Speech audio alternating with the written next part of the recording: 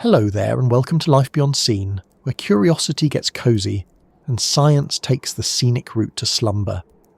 Tonight, we're drifting toward a stretch of ocean that looks quiet on a map, but rarely behaves quietly in real life. The Aleutian waters sit like a cold corridor between continents, where the Pacific squeezes through a long chain of islands and decides to show off every mood it has. And if you've ever looked at the sea and thought, how hard could it be? It's just water. The Aleutians have a gentle way of answering that question with wind, fog and waves that don't care about anyone's plans. Before we begin, I'd love to ask you something simple. Where are you listening from tonight? And what's the weather like where you are right now? Are you somewhere warm and calm, or somewhere that feels like it could change its mind at any moment? If you find this soothing, interesting, or simply a nice way to unwind, I'd be grateful if you gave the video a like and maybe subscribed. It helps this little pocket of calm reach more people who need something steady to listen to. Now settle in, let your shoulders drop, and let your thoughts slow down. Because out there, far from most city lights, there's a place where modern technology still gets humbled, where experience still gets tested, and where even a well-built ship can discover the difference between possible and safe. The Aleutian waters are not a mystery because we haven't studied them. They're a mystery because they're alive with moving parts, and even when you know what's coming, it can still go wrong. Let's start at the edge of the Pacific, where the cold begins to feel like a decision the world made on purpose. The Aleutian Islands stretch like a broken bridge between Alaska and Russia. On a globe, they look like a curve, a long chain that seems to point somewhere, as if the Earth is trying to draw a line across the North Pacific. But on the water, they feel less like a line and more like a maze. The islands are rugged, steep, and often hidden behind weather that shows up early and stays late. The sea around them is deep in some places, shallow in others, and the bottom is not polite about being predictable. This is not a sea that stays the same from 1 hour to the next. A morning can begin with a clean horizon and end with fog thick enough to make the world feel smaller than a parking lot. Wind can arrive from a direction you didn't expect, with a speed you didn't plan for, and it can build waves in a hurry, especially where the seafloor changes shape and the currents get squeezed through narrow passes. People often imagine the ocean as one big surface, like a flat sheet. But around the Aleutians, the ocean behaves like it has corners and edges, even though it doesn't. It forms steep waves when wind and current fight each other. It throws spray high enough to coat a ship in ice. It rolls and twists in ways that can make even experienced crews feel like they're standing on a moving staircase. So when we ask, what still goes wrong in Aleutian waters, we're not just talking about rare accidents. We're talking about the kinds of problems that keep returning, because the environment keeps offering the same challenges again and again, just in slightly different disguises. One of the first things that still goes wrong is the weather itself, because the weather here is not a background detail. It's a main character that refuses to stay off camera. The Aleutians sit in a zone where storms are common, and where the air and sea are often in a constant argument. Cold air masses move down from the north. Moist air moves in from the Pacific. Pressure systems spin across the region like they have a schedule. Sometimes they weaken. Sometimes they deepen fast. Sometimes they arrive sooner than expected, and sometimes they stall, hanging around long enough to make people wonder if the forecast was being optimistic on purpose. Even when the forecast is accurate, it can still be difficult to work with. A storm might be predicted, but the exact track can shift. The timing can change. The winds can increase faster than expected. The sea state can build quickly, and once the waves are up, they don't calm down just because the wind eases for a moment. The ocean keeps the memory of what just happened, and it takes time to settle. That matters for anyone trying to travel through the region, and it matters even more for anyone working there. Fishing boats, cargo ships, research vessels, and community supply runs all have to deal with a narrow margin for comfort. If you wait too long, you miss the window. If you go too early, you might meet the storm head-on. If you try to split the difference, you can end up in the exact conditions you were trying to avoid. And then there's the fog, which deserves its own special mention, because fog in the Aleutians isn't just a visibility issue. It changes how the whole world feels. Fog can arrive softly, like someone turning down a dimmer switch. One moment you can see land, the next moment you can't. The horizon disappears, the sky and the sea blend together, the distance becomes hard to judge. The boat feels like it's moving through an empty room with no walls. Modern navigation helps, radar helps, GPS helps, but fog still creates a strange kind of pressure because it forces you to trust instruments completely, and it removes the comfort of seeing what's around you. It also hides things that matter: other vessels, floating debris, the shape of the coastline, the exact position of a headland that you might need to avoid. Even a small mistake in fog can turn into a larger problem quickly. Because when you can't see, you lose time, you slow down, you hesitate, you second guess. And in a region where weather windows are short, losing time can be the difference between making it through a pass safely or meeting rough water at the wrong moment. Now add in the fact that the Aleutians are full of passes, bays and narrow channels, and you start to see how easy it is for things to go sideways. The water between islands can be deceptively tricky. Currents funnel through these gaps, tides move in and out. The wind can be different on one side of a pass than the other. A ship might find shelter behind an island, then round a point and suddenly get hit by wind and seas that feel like a different ocean entirely. This is one of the reasons waves here can behave badly. In open ocean, waves can be long and rolling with a rhythm you can anticipate. In constrained areas, waves can stack up. They can become steeper. They can come from multiple directions. They can hit the hull in ways that make the motion sharp instead of smooth. That kind of motion is tiring. It wears on people. It wears on equipment. It makes simple tasks harder. Walking becomes a balancing act. Cooking becomes a risk. Fixing something on deck becomes dangerous. And this leads to one of the most consistent problems in the Aleutians: fatigue. Fatigue isn't dramatic. It doesn't announce itself. It builds slowly like a quiet leak. It comes from long hours, cold air, constant motion, interrupted sleep, and the mental effort of staying alert in conditions that never fully relax. A crew can be competent and still be tired. A captain can be experienced and still have a moment where their attention slips. A deckhand can be careful and still misjudge a step on a wet surface. In calm conditions, small errors often stay small. In Aleutian conditions, small errors can get promoted quickly. A misread instrument, a missed radio call, a decision to push a little farther instead of turning back, a delay in securing cargo, a shortcut taken on deck because the job needs to be done and everyone wants it finished. None of these things are guaranteed to cause trouble, but they raise the risk, and the Aleutians are already a place where the risk is never low.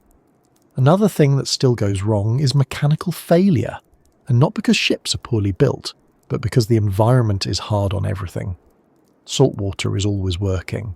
It gets into seams, it corrodes metal, it makes electrical connections less reliable. Cold temperatures can make materials brittle. Constant vibration loosens bolts. Rough seas slam loads in ways that stress structures. Engines can overheat. Fuel systems can clog. Pumps can fail. Steering can become sluggish. A generator can cut out at the wrong time. A winch can jam when you need it most. If you're close to a port, mechanical problems are stressful but manageable. In the Aleutians, you're often far from help, far from spare parts, and far from calm water where repairs are easy.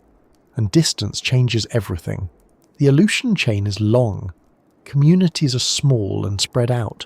Ports are limited. Rescue resources exist, but they're not always nearby. And even when they are, they have to travel through the same weather and sea conditions that caused the emergency in the first place. This is why help is on the way can be a complicated sentence here. Help might be hours away. It might be a full day away. It might be delayed by weather. It might have to wait for a safer window. And in the meantime, a crew has to manage the situation themselves. That can mean fighting flooding. It can mean keeping a disabled ship from drifting toward rocks. It can mean stabilising someone who's injured while the vessel continues to roll and pitch. It can mean trying to stay warm and awake while also making decisions that matter. It's not always a dramatic Hollywood crisis. Sometimes it's a quiet, stubborn struggle against the basics: water, cold, wind, and time. And speaking of rocks, one of the oldest problems in these waters is still very relevant: grounding. The Aleutians have rocky coastlines. There are reefs. There are submerged hazards. There are places where the depth changes quickly. In rough weather, a ship can drift faster than expected. In poor visibility, a vessel can get closer to land than planned. In strong currents, steering adjustments might not produce the result you expect. Navigation is better than it used to be.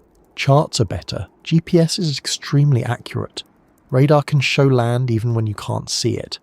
But technology doesn't eliminate risk. It changes the shape of it. Because when technology works well most of the time, people can become comfortable.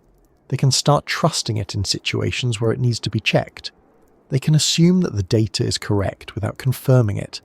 They can forget that a screen is a tool, not a guarantee. And sometimes the technology itself is part of the problem.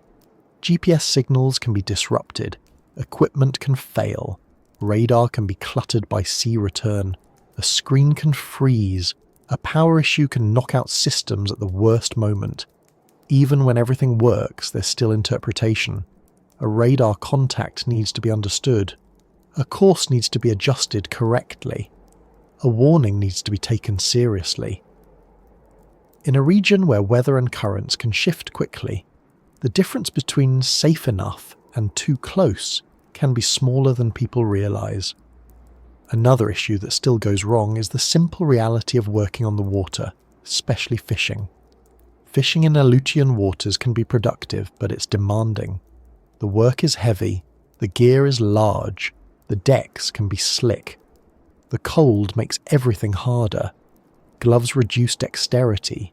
Ice can form on surfaces. Spray can soak clothing. Wind can push people off balance. When you're hauling gear, you're dealing with tensioned lines, heavy loads, and moving machinery. If something snags, it can snap. If a line catches, it can pull. If someone slips, there may not be time to recover. These are not new dangers. They've always existed, but they still happen, because the job still requires people to be close to forces that don't negotiate. And then there's the issue of icing, which is a quiet threat that can turn into a serious one. In cold, windy conditions, spray can freeze onto a ship. It builds on railings, decks, and superstructures. It adds weight. It raises the centre of gravity. It can make a vessel less stable. Icing is especially dangerous because it can build faster than people expect, and it can be difficult to remove while the ship is still taking spray. Crews may need to chip ice away, which is hard, cold work, often done while the vessel is moving in rough seas. If icing becomes severe, stability can be compromised. A ship can list. It can become harder to steer. It can become more vulnerable to waves hitting at the wrong angle.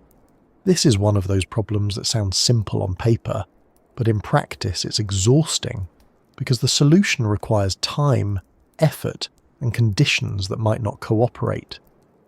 Another thing that still goes wrong is cargo and load management. Whether it's fishing catch, containers, fuel, or supplies for remote communities, weight distribution matters. In rough seas, loads shift. If cargo isn't secured properly, it can move. Even a small shift can affect stability. It can damage the vessel. It can injure crew. Securing cargo is routine work, but routine work is exactly where people sometimes relax their attention, especially when they've done it 100 times. In the Aleutians, routine can be deceptive. The sea doesn't care how many times you've done something. It only cares about whether it holds up today. Then there's the problem of environmental impact when things go wrong. The Aleutian region is rich with wildlife, birds, marine mammals, fish, and complex ecosystems that depend on cold, productive waters. When a ship has an accident, spills can happen. Fuel can leak. Cargo can be lost. Debris can enter the water.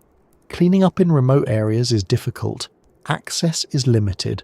Weather interferes, response time is longer.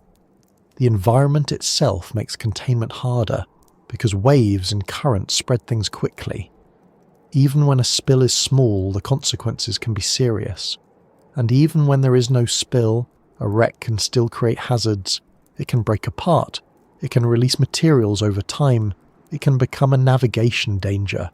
So part of what still goes wrong here is that when something goes wrong, it doesn't always stay contained. Now, if all of this sounds like the Aleutians are simply hostile, it's worth saying something important. People live here. Work happens here. Boats travel here every day. Most trips are completed safely. Most crews do their jobs well. Most problems are handled before they become emergencies. But this region remains a place where conditions can turn quickly, and where mistakes, fatigue, and mechanical issues can stack up. That stacking effect is a theme. One issue alone might be manageable. 2 issues together become stressful. 3 issues together become dangerous. Fog plus strong current, heavy seas plus fatigue, mechanical trouble plus distance from help, icing plus wind, a small navigation error plus poor visibility plus an unexpected gust. It's not one dramatic villain. It's a combination of normal problems that become serious when they arrive together. And this is why the question isn't just what goes wrong, but what still goes wrong. Because even with modern forecasting, modern navigation, and decades of experience, the same categories of trouble keep showing up. The sea still changes faster than plans can adjust. The weather still surprises. People still get tired. Machines still fail. Distance still matters. Rocks are still hard. Cold still steals energy. Visibility still disappears. If you've ever had a day where everything felt slightly harder than it should have, you already understand the basic idea. Now imagine that day happens on a moving deck, in freezing spray, with wind in your face, and a schedule that doesn't care how you feel. That's the Aleutian difference. And as we move forward, we're going to take this piece by piece, calmly and clearly without rushing. We'll look at why this region produces such tricky sea conditions. We'll talk about the fog that turns navigation into a trust exercise. We'll talk about currents that behave like invisible conveyor belts. We'll talk about why rescue is complicated, even when everyone is trying their best. We'll talk about what happens when ships lose power in the wrong place. We'll talk about the human side of all of it, because behind every incident report is a crew trying to make the right call in a place that doesn't offer easy choices. So for now, just let the idea settle in. The Aleutians are not dangerous because they're unknown. They're dangerous because they're known well enough to be respected and still unpredictable enough to demand attention. And the first thing to understand before anything else is that this water doesn't need a reason to change. It changes because that's what it does, and the people who work here spend their lives learning how to move with it instead of against it. If you look at a map of the North Pacific, the Aleutian Islands seem almost polite. A long curve of land, like someone drew a careful line between Alaska and Russia and then broke it into pieces. It looks orderly from far away. A chain, a boundary, a neat arc. But the moment you start thinking about travelling through that region, or working there, you realise the Aleutians aren't just a line of islands. They're a physical obstacle that forces the ocean and the atmosphere to behave differently.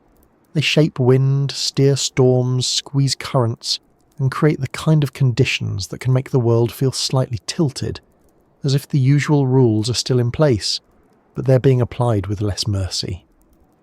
This is where the Aleutians begin to bend the world, not in a magical way, and not in a vague, poetic way, but in a very practical, measurable sense. They bend the movement of air, they bend the movement of water, they bend routes, schedules, and expectations. They bend the way people plan, and if someone ignores that bending, the region has a habit of correcting them quickly. To understand why so much still goes wrong in Aleutian waters, it helps to start with the geography itself. Because in this part of the ocean, the shape of the land is not a background detail. It's one of the main reasons the sea behaves the way it does. The Aleutian chain stretches for more than 1,000 miles. It includes large islands, small islands, and plenty of rocks that barely count as land until you're too close to them. Some of the islands have mountains, some have volcanoes, many have steep coastlines that rise quickly out of the sea, which means there isn't always a wide, shallow shelf to soften the ocean's energy before it hits land. That steepness matters. It affects wave patterns. It affects how the sea breaks. It affects how close you can safely approach the coast if the weather turns. In a place with gentle shorelines, a vessel in trouble might have more room to manoeuvre or drift without immediately being threatened by rocks. In the Aleutians, there are areas where the distance between near land and on the rocks can shrink very fast, especially if wind and current are pushing in the wrong direction. And the Aleutians don't just sit in the ocean like passive stones. They interrupt a major body of water that's always moving. The North Pacific isn't calm by default. It's an active system. It has large currents, powerful storms, and seasonal shifts that bring different kinds of weather depending on the time of year. When you place a long chain of islands across that system, you create choke points, funnels, and pockets of turbulence. This is where things start to feel different. You can travel in open water and deal with one set of problems. Then you enter the Aleutian region, and suddenly you're dealing with open water problems plus island problems, plus pass problems, plus the problem of everything being more crowded and less forgiving. One of the biggest ways the Aleutians bend the world is through the passes. Between the islands are gaps. Some are wide, some are narrow, some are deep enough for large vessels, some are shallow enough to make you think twice, and nearly all of them have currents that behave like they have somewhere urgent to be. These passes are where water is forced to move through a tighter space. When you squeeze moving water through a gap, you speed it up. The same basic idea that makes a river run faster through a narrow section applies here, except now it's happening on a massive scale, and it's influenced by tides, wind, and pressure differences across the chain. That means a vessel passing through can experience a strong set, a sideways push, that can take it off course. It means steering corrections have to be made early and carefully. It means timing matters. A pass that is manageable at one stage of the tide can become rougher or more complicated at another. And it's not just the strength of the current, it's the way the current interacts with wind and waves. When wind blows against current, waves get steeper, they become shorter, sharper, and more chaotic. Instead of long rolling swells, you can get a rougher surface that hits the hull hard. This is uncomfortable, but more importantly, it can be dangerous, because steep waves can break over the deck, slam into the bow, or create sudden motion that throws people off balance. In some situations, a vessel can end up in conditions where the sea feels confused. Waves come from multiple directions. Some are driven by wind, some are leftover swell from distant storms, and some are generated locally because the current is interacting with the bottom topography in ways that pile water up into unexpected shapes. This is where you get the kind of seas that make people say, "This doesn't feel right," not because they're inexperienced, but because the sea isn't behaving like the sea they're used to. The Aleutians also bend the world by shaping storms. Storm systems in the North Pacific often travel along tracks that bring them toward the Aleutian region. Low-pressure systems form and move, and the Aleutians sit right in the path of many of them. The islands don't stop storms, but they can change how storms affect the sea and the air nearby. Wind can accelerate around headlands. It can funnel through passes. It can be blocked in one area and then hit harder in another. You can have relatively calm conditions on the lee side of an island, and then round a point and suddenly find yourself in wind strong enough to change everything about how your vessel handles. This is one of the most frustrating things for crews and captains. Shelter can be real, but it can also be temporary. You can feel safe for an hour and then feel exposed the next without travelling very far. And because the islands are spread out, there's a constant temptation to treat the region like a series of stepping stones. Move from one sheltered area to the next. Time the route. Stay behind land when possible. That can work, and it's often smart, but it also means you're constantly making decisions about where to go, when to move, and whether the next gap will be better or worse than the one you're in now. In a stable weather pattern, that decision-making is manageable. In Aleutian weather, which can shift quickly, the decision-making becomes part of the stress. Now, there's another bending effect that's less obvious to people who haven't spent time there, and that's the way the Aleutians complicate navigation, even with modern tools. On paper, navigation looks simple. You have GPS, you have charts, you have radar, you have autopilot, you have route planning software, you have weather forecasts, you have communications. So why would navigation still be hard? Because navigation isn't only about knowing where you are, it's about knowing where you will be and what will happen between now and then. In the Aleutians, the between now and then is full of variables. Currents can push you off track. Wind can force you to adjust heading. Visibility can drop. Sea state can slow you down. A planned course can become less safe because the conditions change, and now you're making adjustments in real time. When you're close to land, those adjustments matter more. In open ocean, being a mile off course might not mean much. Near rocky coastlines, it can mean you're closer to danger than you intended. And because the Aleutians are made of islands, there's more land around you more often. That sounds comforting, until you remember that land is also something you can hit. The coastlines here can be unforgiving. There are places where the seabed rises quickly. There are areas where rocks extend out. There are reefs and shoals. There are points where waves break in ways that make the surface look deceptively rough, but you might not immediately know why. In poor visibility, it's easy to feel disoriented. Fog is common in this region, and fog changes the whole experience of distance. You can be closer to land than you feel. You can hear surf before you see anything. You can lose the visual cues that tell you whether you're moving quickly or slowly. Radar helps, but radar is not the same as sight. It requires interpretation. It can show clutter. It can hide small objects. It can be affected by sea conditions. And it's one more thing that a tired person has to read correctly. And tiredness matters, because the Aleutians don't just bend water and wind. They bend people. This isn't about weakness, it's about human limits. Cold air drains energy. Constant motion makes sleep shallow. Noise and vibration wear on the body. Long shifts make attention wander. Even in calm conditions, fatigue reduces performance. In hard conditions, fatigue can be the difference between catching a problem early and catching it late. When you're tired, you don't always make the wrong decision. Sometimes you just make the right decision more slowly. You double-check less. You react later. You take a risk you wouldn't take if you were fully rested. And in a region where the sea can shift quickly, slow reactions are not a small issue. There's also the way the Aleutians bend schedules, which sounds minor until you remember how many things depend on timing.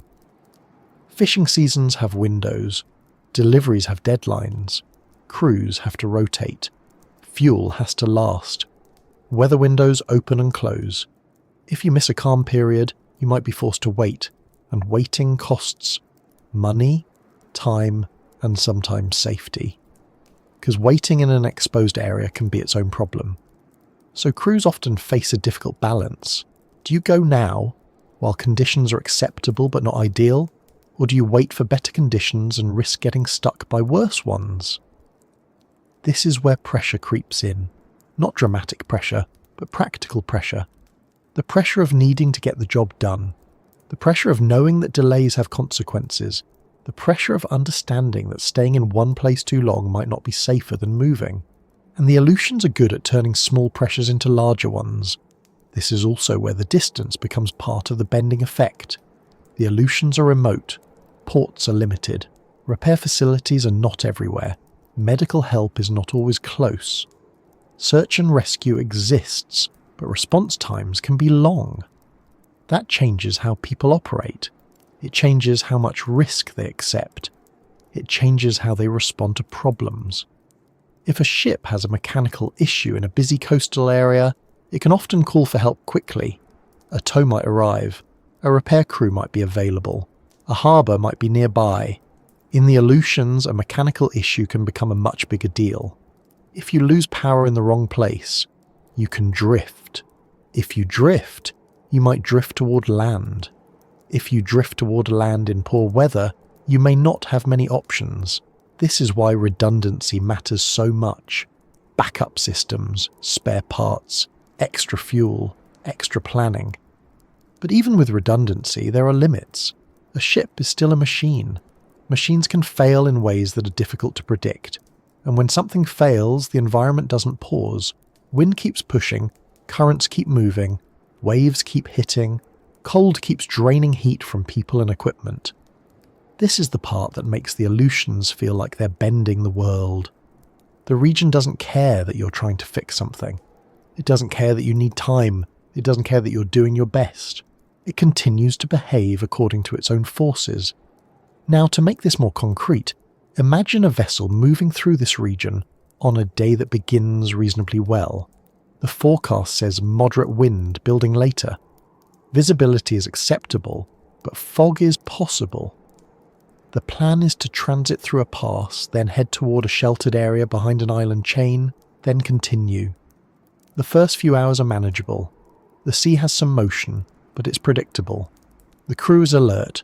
The vessel is making good speed. Then, as it approaches the pass, the current strengthens. The water begins to look different. The surface texture changes.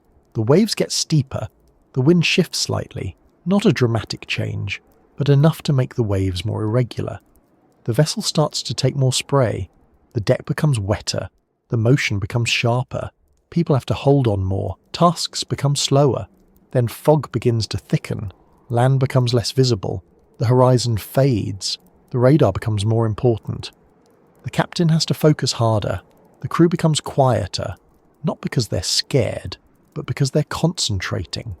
Now imagine that at the same time a small mechanical issue appears, something minor, a sensor fault, a pump acting strangely, a warning light that might be nothing or might be the beginning of something. In calm conditions, that warning light would be annoying. Here, it becomes a decision. Do you keep going, because stopping in the pass is not ideal, or do you slow down and investigate, knowing that slowing down changes how the vessel handles in current and waves? You make a decision, you adjust, you continue, and this is how problems build in the Aleutians. Not as a single disaster, but as a chain of small events that arrive together.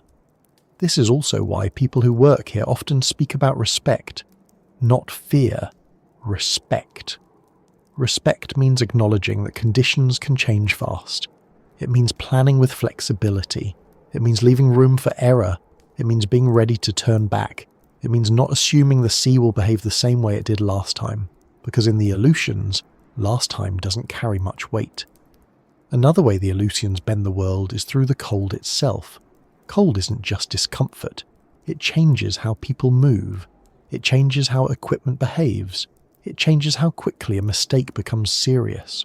Cold makes hands stiff. It makes dexterity worse. It makes it harder to tie knots, handle tools, and secure gear.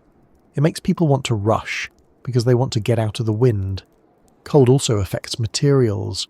Rubber can stiffen. Metal contracts. Fluids behave differently. Ice can form in places where it shouldn't. Spray can freeze onto surfaces, adding weight and reducing traction.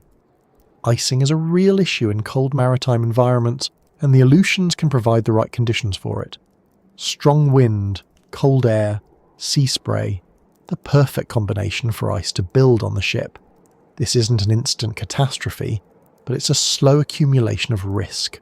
More weight, higher centre of gravity, more slippery surfaces, more difficulty moving around, more fatigue from chipping ice away. And because the sea is still moving, chipping ice is not like shoveling snow in a driveway. It's physical work done on a moving platform, often in low visibility, with cold air biting at exposed skin. This is another example of bending.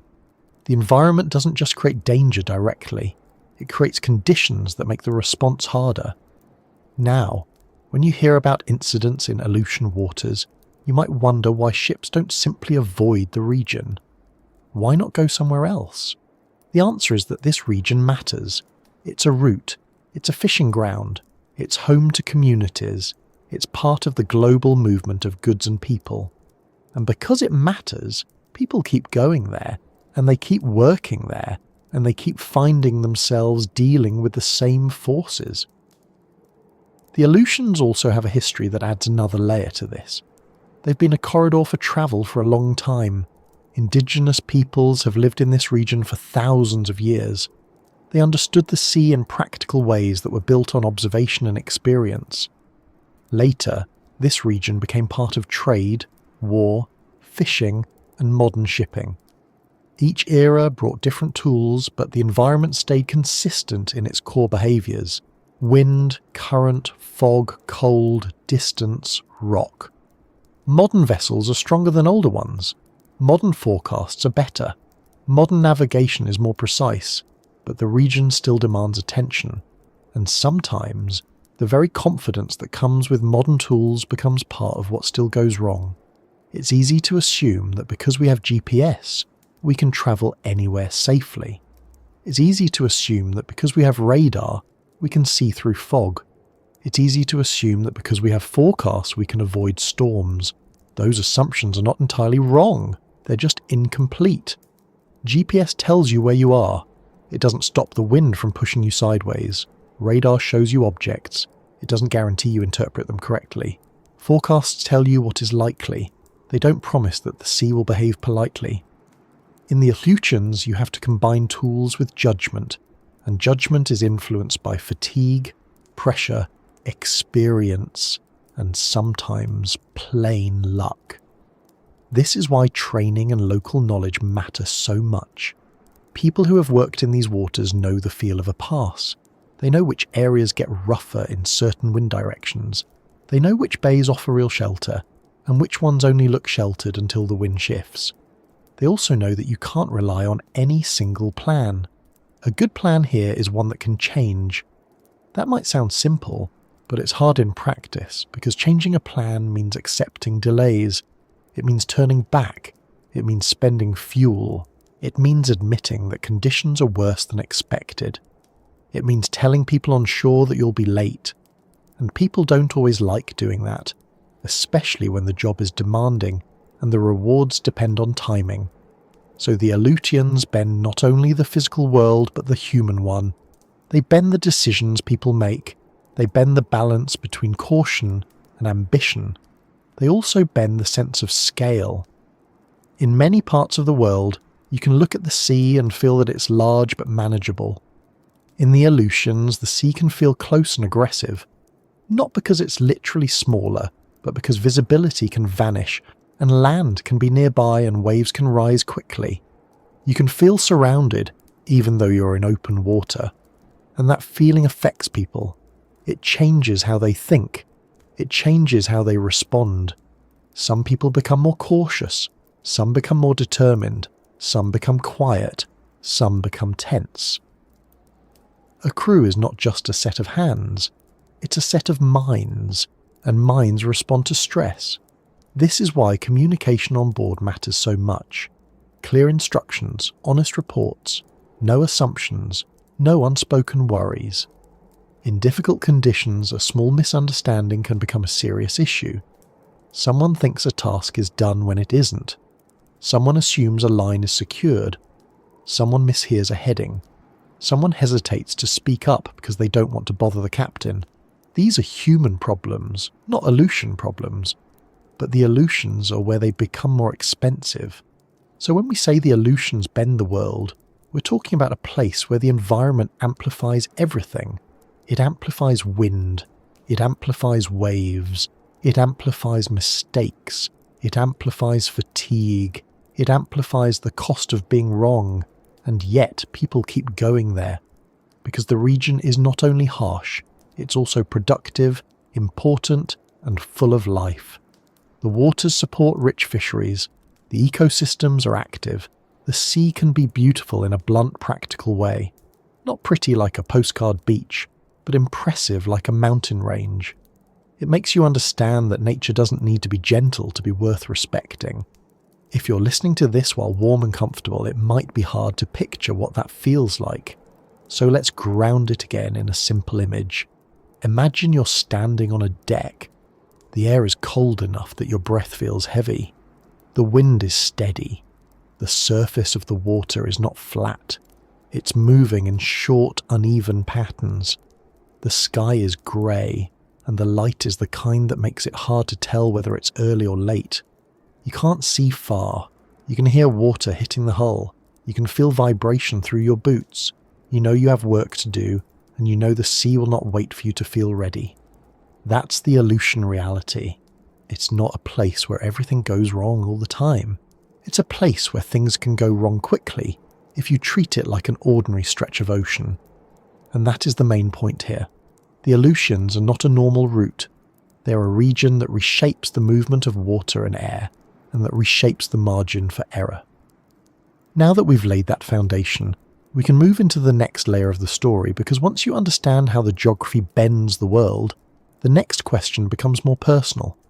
What happens when you're trying to work, travel, or navigate in a place where the sea changes its mind so often that you can't rely on yesterday's experience to predict today's conditions? Because the next thing that still goes wrong in Aleutian waters is not a rare disaster or a freak event. It's something quieter and more constant.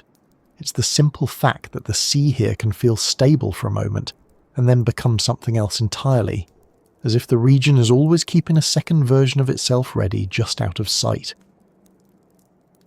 There are places on Earth where the ocean feels steady. You can stand on a shore and watch the same kind of waves roll in for hours.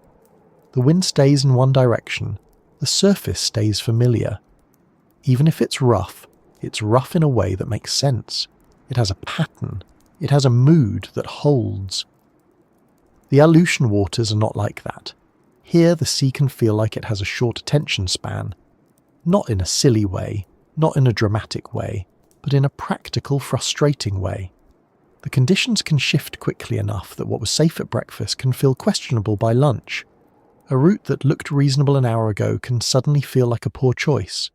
A calm patch of water can turn into a sharp, chaotic mess before you've even finished a cup of coffee, assuming you can keep the coffee in the cup.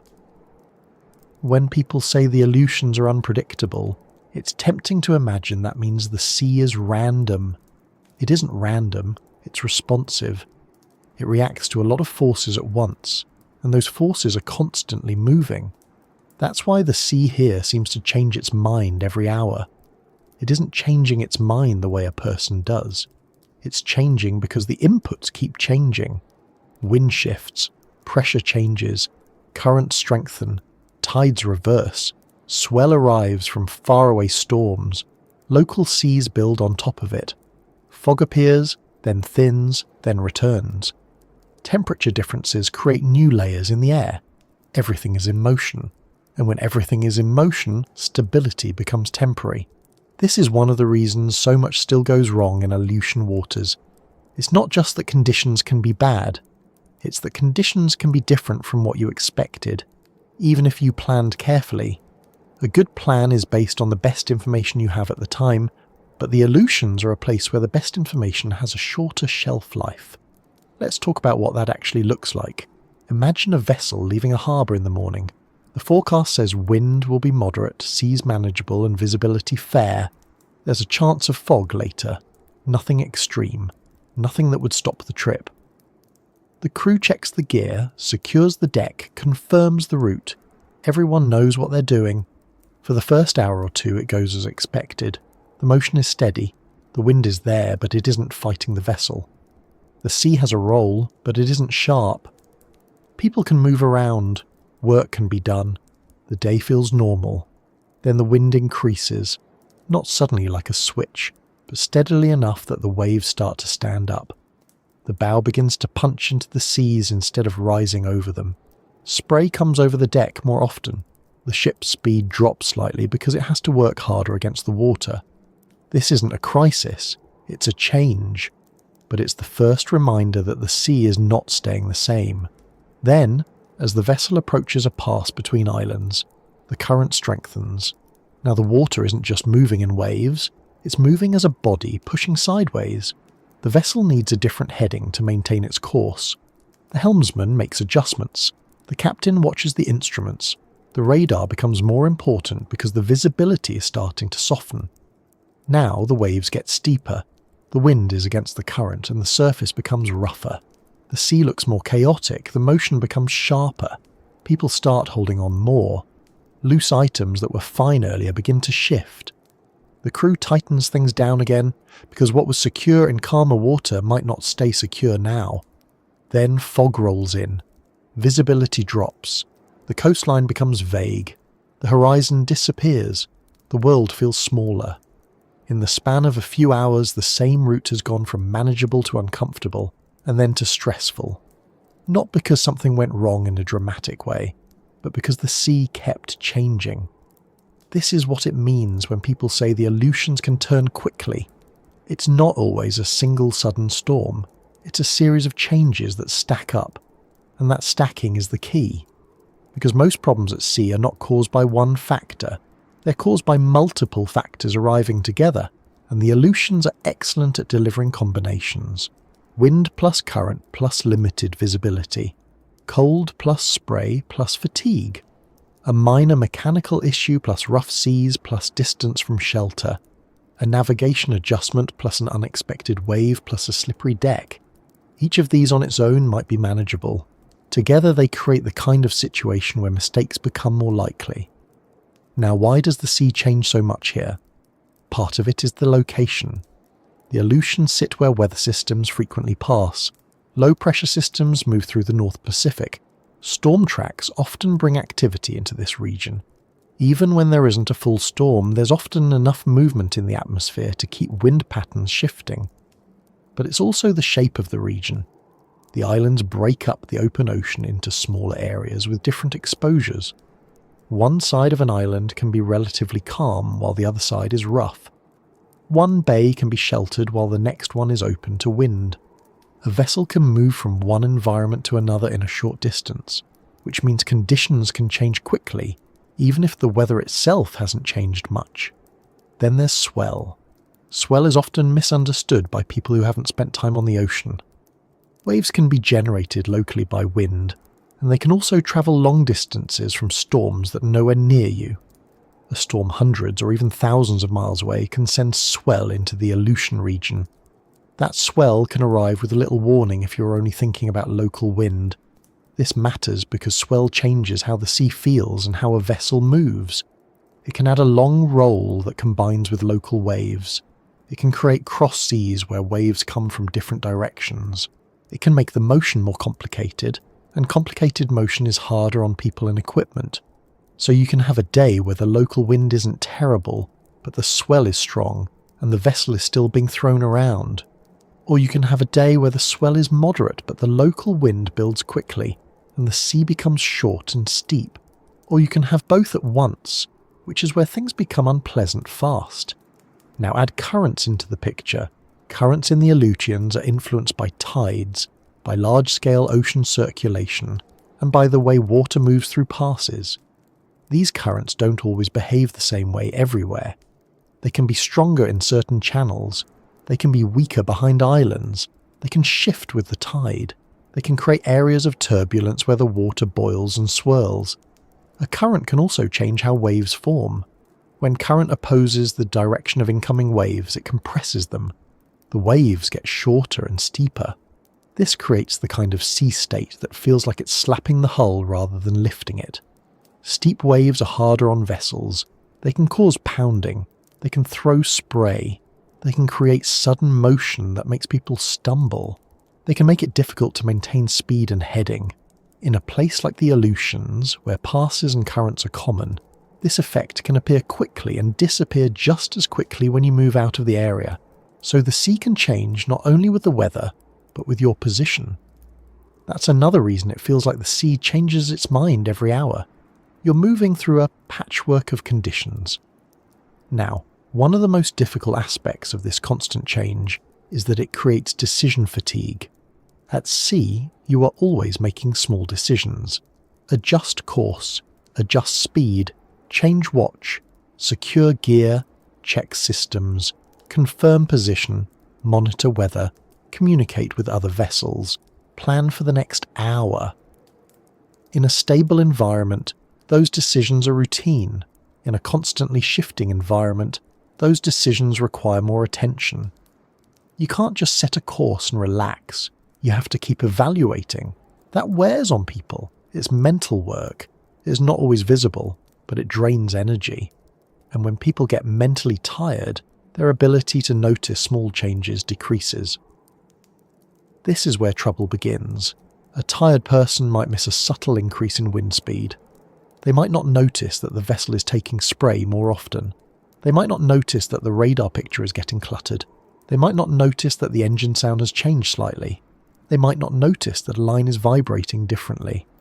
None of these things guarantee an incident, but they reduce the time you have to respond when conditions continue to shift.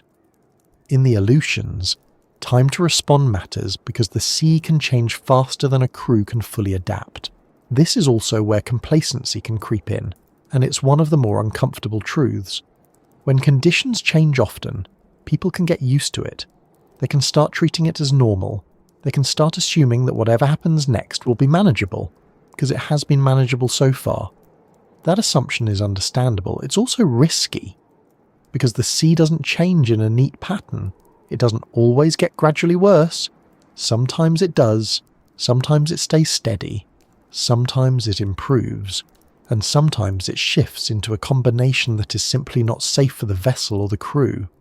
The danger is not the change itself. The danger is when change creates a tipping point. For example, a vessel might handle moderate seas well. It might handle strong wind well.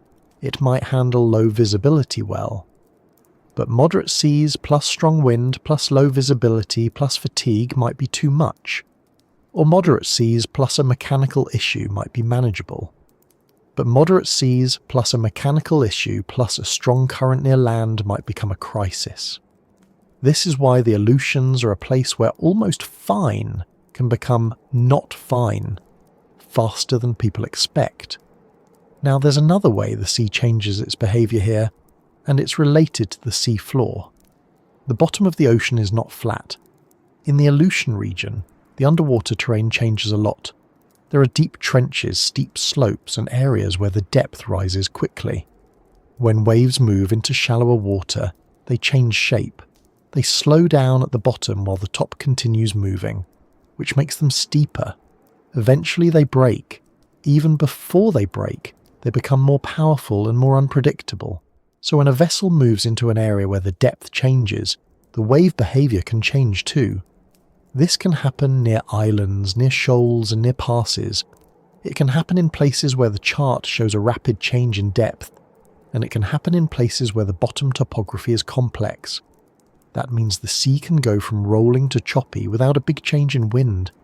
It can become rougher because of where you are, not because the weather has worsened.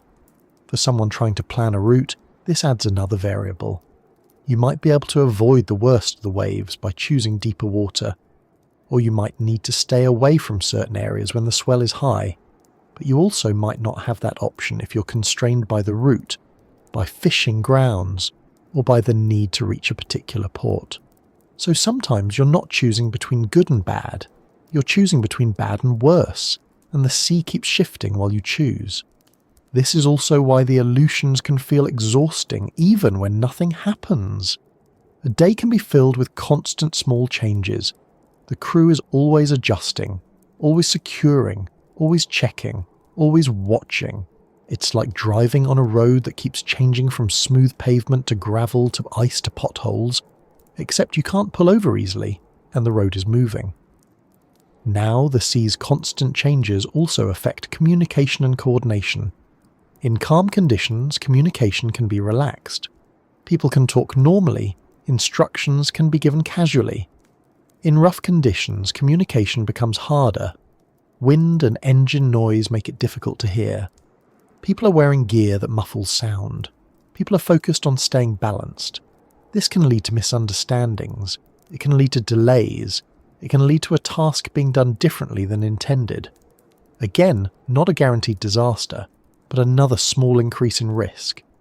The sea also changes how quickly work can be done. In calm water, you can move gear, repair equipment, handle lines, and complete tasks efficiently. In rough water, everything slows down. You have to wait for the right moment to move. You have to brace yourself. You have to hold on. You have to avoid being thrown into something hard. If a task takes twice as long, that means people are exposed to cold and motion for longer. It means fatigue increases. It means the window for doing other tasks shrinks. This is another stacking effect. Rough seas slow work. Slow work increases fatigue. Fatigue increases mistakes. Mistakes create more work. It becomes a loop. Now let's talk about one of the most frustrating aspects of a sea that changes constantly. False calm. Sometimes the Aleutians offer a stretch of water that looks reasonable. The wind eases. The waves settle. The sky lightens. The world feels manageable again. This can happen behind an island. It can happen between weather systems. It can happen because you've moved into a more sheltered area, and it feels like relief. It feels like you've earned a break. But the danger of false calm is that it can encourage people to relax too much. They might loosen their attention. They might delay a task. They might decide to push forward because it feels like the worst has passed. Then the conditions change again, and now they're caught in the next shift without being fully ready. This is why experienced crews often treat calm periods as opportunities, not guarantees. They use calm to prepare. They secure gear. They check systems. They rest if possible. They plan for what might come next. Because in the Aleutians, calm is often temporary. Now, this constant change also affects search and rescue, and it's worth mentioning here because it connects directly to why incidents can become more serious. If a vessel calls for help, the conditions at that moment matter, but the conditions an hour later also matter. A rescue operation might begin in manageable weather and then face worsening seas. A helicopter might be able to fly at one moment and then be grounded later. A cutter might make progress and then slow down because waves build. The sea's shifting nature means that rescue isn't just about distance, it's about timing. And timing is something the Aleutians like to complicate. This is also why prevention is such a major focus in these waters. The best emergency is the one that never happens, because once something starts to go wrong, the changing conditions can make the situation harder to control. So crews plan carefully. They monitor weather constantly. They keep equipment maintained. They practice drills. They train for cold water survival. They prepare for the possibility that the sea will change again. But preparation doesn't eliminate risk. It reduces it. Because no matter how prepared you are, you still have to operate in a region where the sea can change quickly. Now let's make this even more personal, because this topic isn't only about ships and storms. It's about how people experience this constant change. If you've ever been in a place where the weather changes rapidly, you know how it affects your mind. It keeps you alert. It keeps you slightly tense. It makes it hard to relax fully. On the ocean, that effect is stronger because you can't just step inside and shut the door. You're in it. The vessel is your shelter, but it's also part of the environment. It moves with the sea. It reacts to wind. It responds to waves. So even when you're inside, you feel the change. You feel the roll. You hear the water. You sense the shift in motion when the vessel turns. Your body stays engaged, even if you're trying to rest. This is why sleep at sea can be strange. It's not always deep. It's often broken. People wake up when the motion changes. They wake up when a wave hits differently. They wake up when the engine sound changes.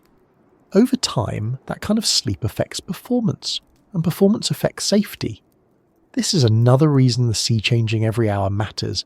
It doesn't just create immediate challenges, it creates long-term wear. Now, there's a final layer to this constant change, and it's the psychological one. When conditions are shifting, people can become overly focused on the immediate moment. They can stop thinking ahead. They can become reactive instead of proactive. This is understandable. If you're dealing with the rough seas right now, your brain prioritizes the right now. But safe operation in the Aleutians requires thinking ahead. It requires anticipating the next shift, not just reacting to the current one.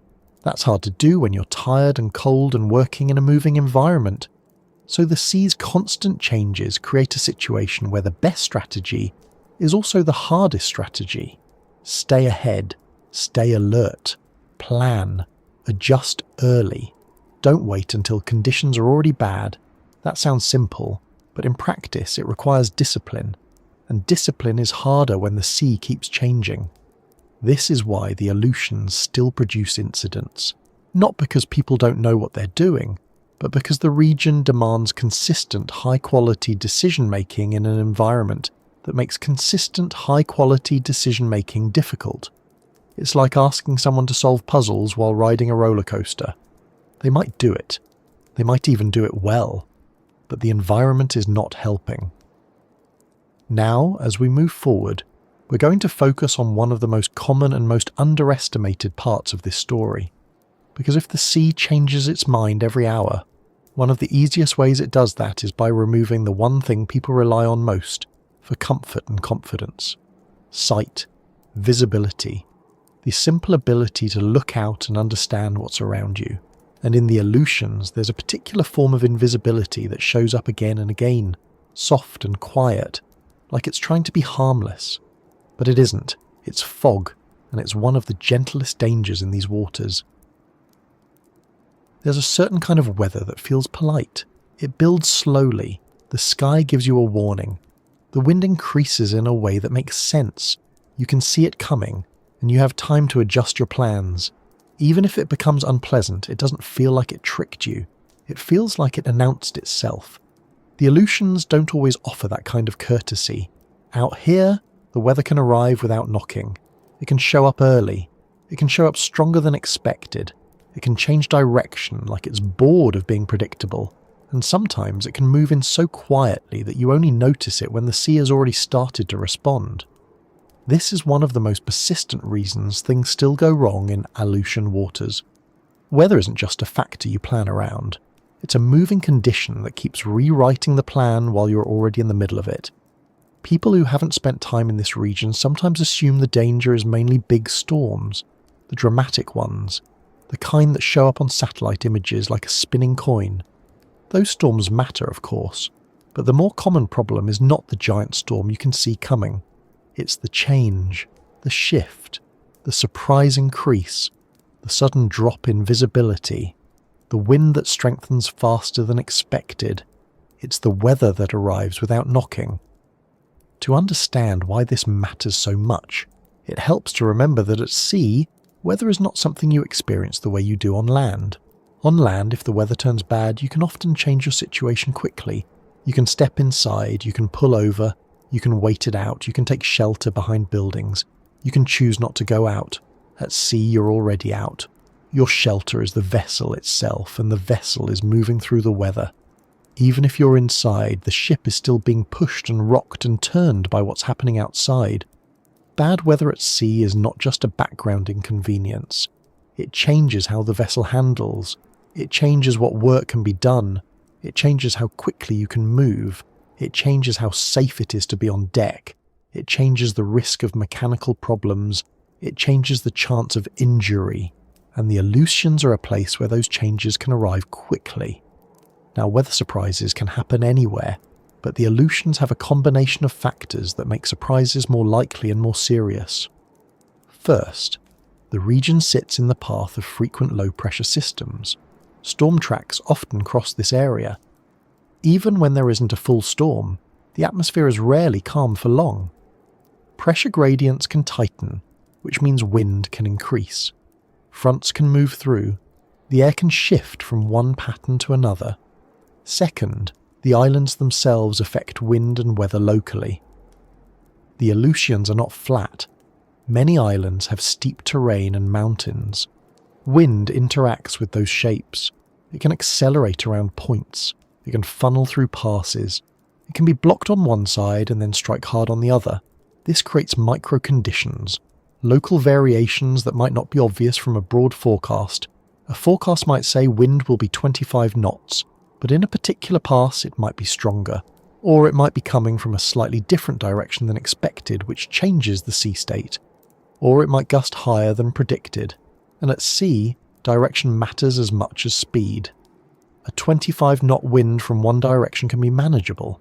The same wind from another direction can be a problem if it stacks waves against current or pushes the vessel toward land.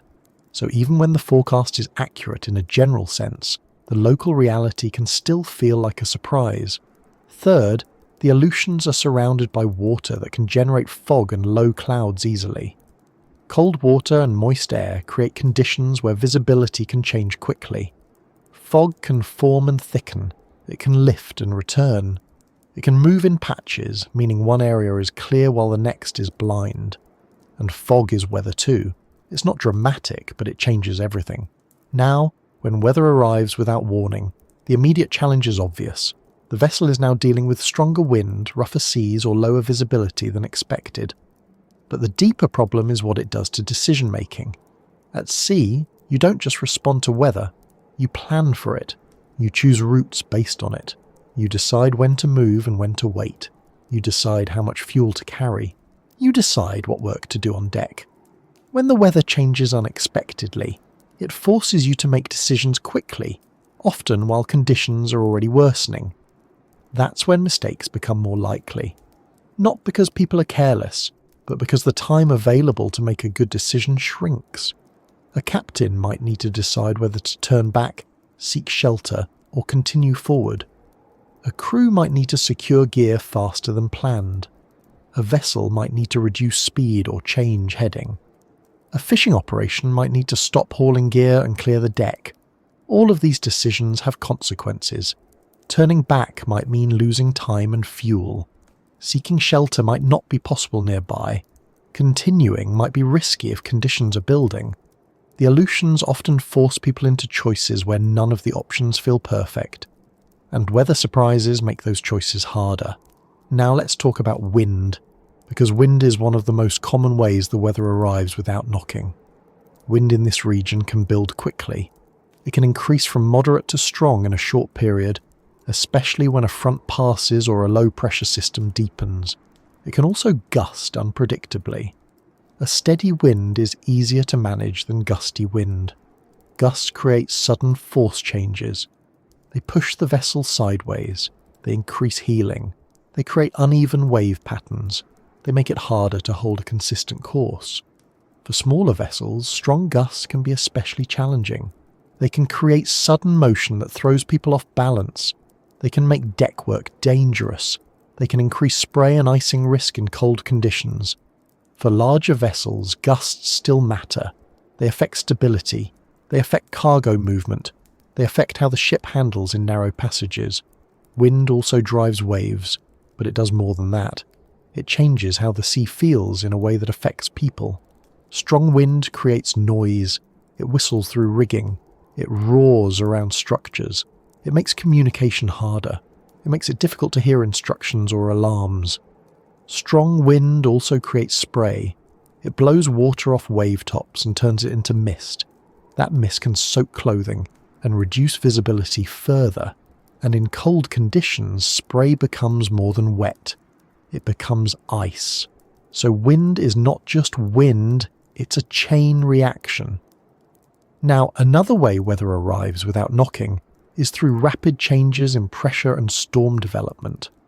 Sometimes a low-pressure system deepens faster than expected. Sometimes a storm track shifts. Sometimes a front moves quicker. These changes can cause wind and seas to build earlier than planned. This is where forecasts can feel frustrating. Forecasts are based on models, observations, and patterns. They are very good compared to what people had in the past, but they still have uncertainty, especially in regions with complex terrain and active weather systems. In the Aleutians, that uncertainty matters more because the environment punishes being wrong. If a forecast underestimates wind speed by 10 knots in a calm coastal area, you might just have an uncomfortable day. If it underestimates wind speed by 10 knots in a narrow pass with strong current and limited shelter, you might have a serious problem. So the weather arriving without knocking is not just about surprise, it's about the consequences of surprise. Now, let's talk about seas, because wind changes the sea, and the sea is what vessels live in. When wind increases, waves build. In open ocean, waves might build gradually, but in the Aleutians, waves can build quickly, because wind interacts with current and topography. Short, steep waves are a common problem here. They create pounding, they throw spray, they make the vessel's motion sharper. Pounding is not just uncomfortable, it stresses the hull, it stresses the structure, it stresses equipment. It can loosen fittings, It can damage cargo. It can cause fatigue cracks over time. It also exhausts people. A vessel pounding into steep seas makes everyone tense. It makes it hard to rest. It makes it hard to eat. It makes it hard to move. And when people can't rest, fatigue builds. So rough seas are not just a momentary challenge. They create a longer-term effect that carries forward even if conditions improve later. Now, there's another weather surprise that doesn't get as much attention as wind and waves, but it matters in Aleutian waters. Temperature changes. A shift in temperature can change icing risk. It can change fog formation. It can affect how equipment behaves. It can affect crew comfort and performance.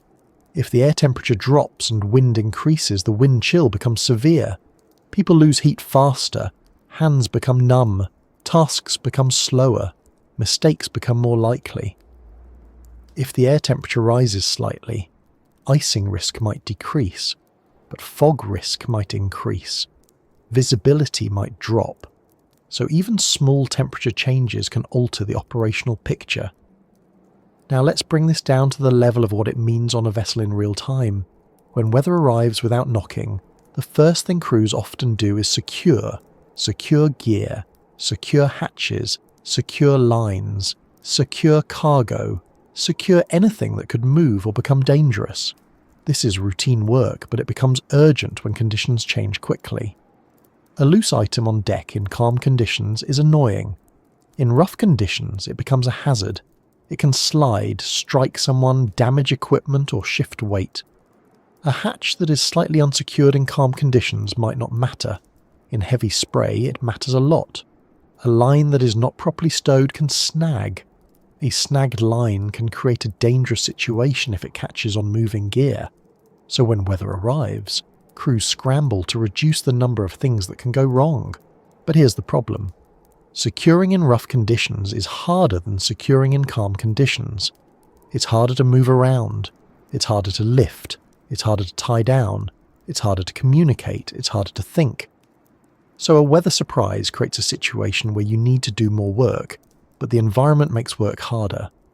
That's a classic Aleutian pattern. Now, weather surprises also affect navigation. A vessel might have planned to travel a certain route because it offered shelter or because it avoided a rough area. If the wind shifts direction, that route might no longer be sheltered. The protected side of an island might become exposed. The pass might become rougher, so the vessel might need to change route. That means recalculating. That means checking charts.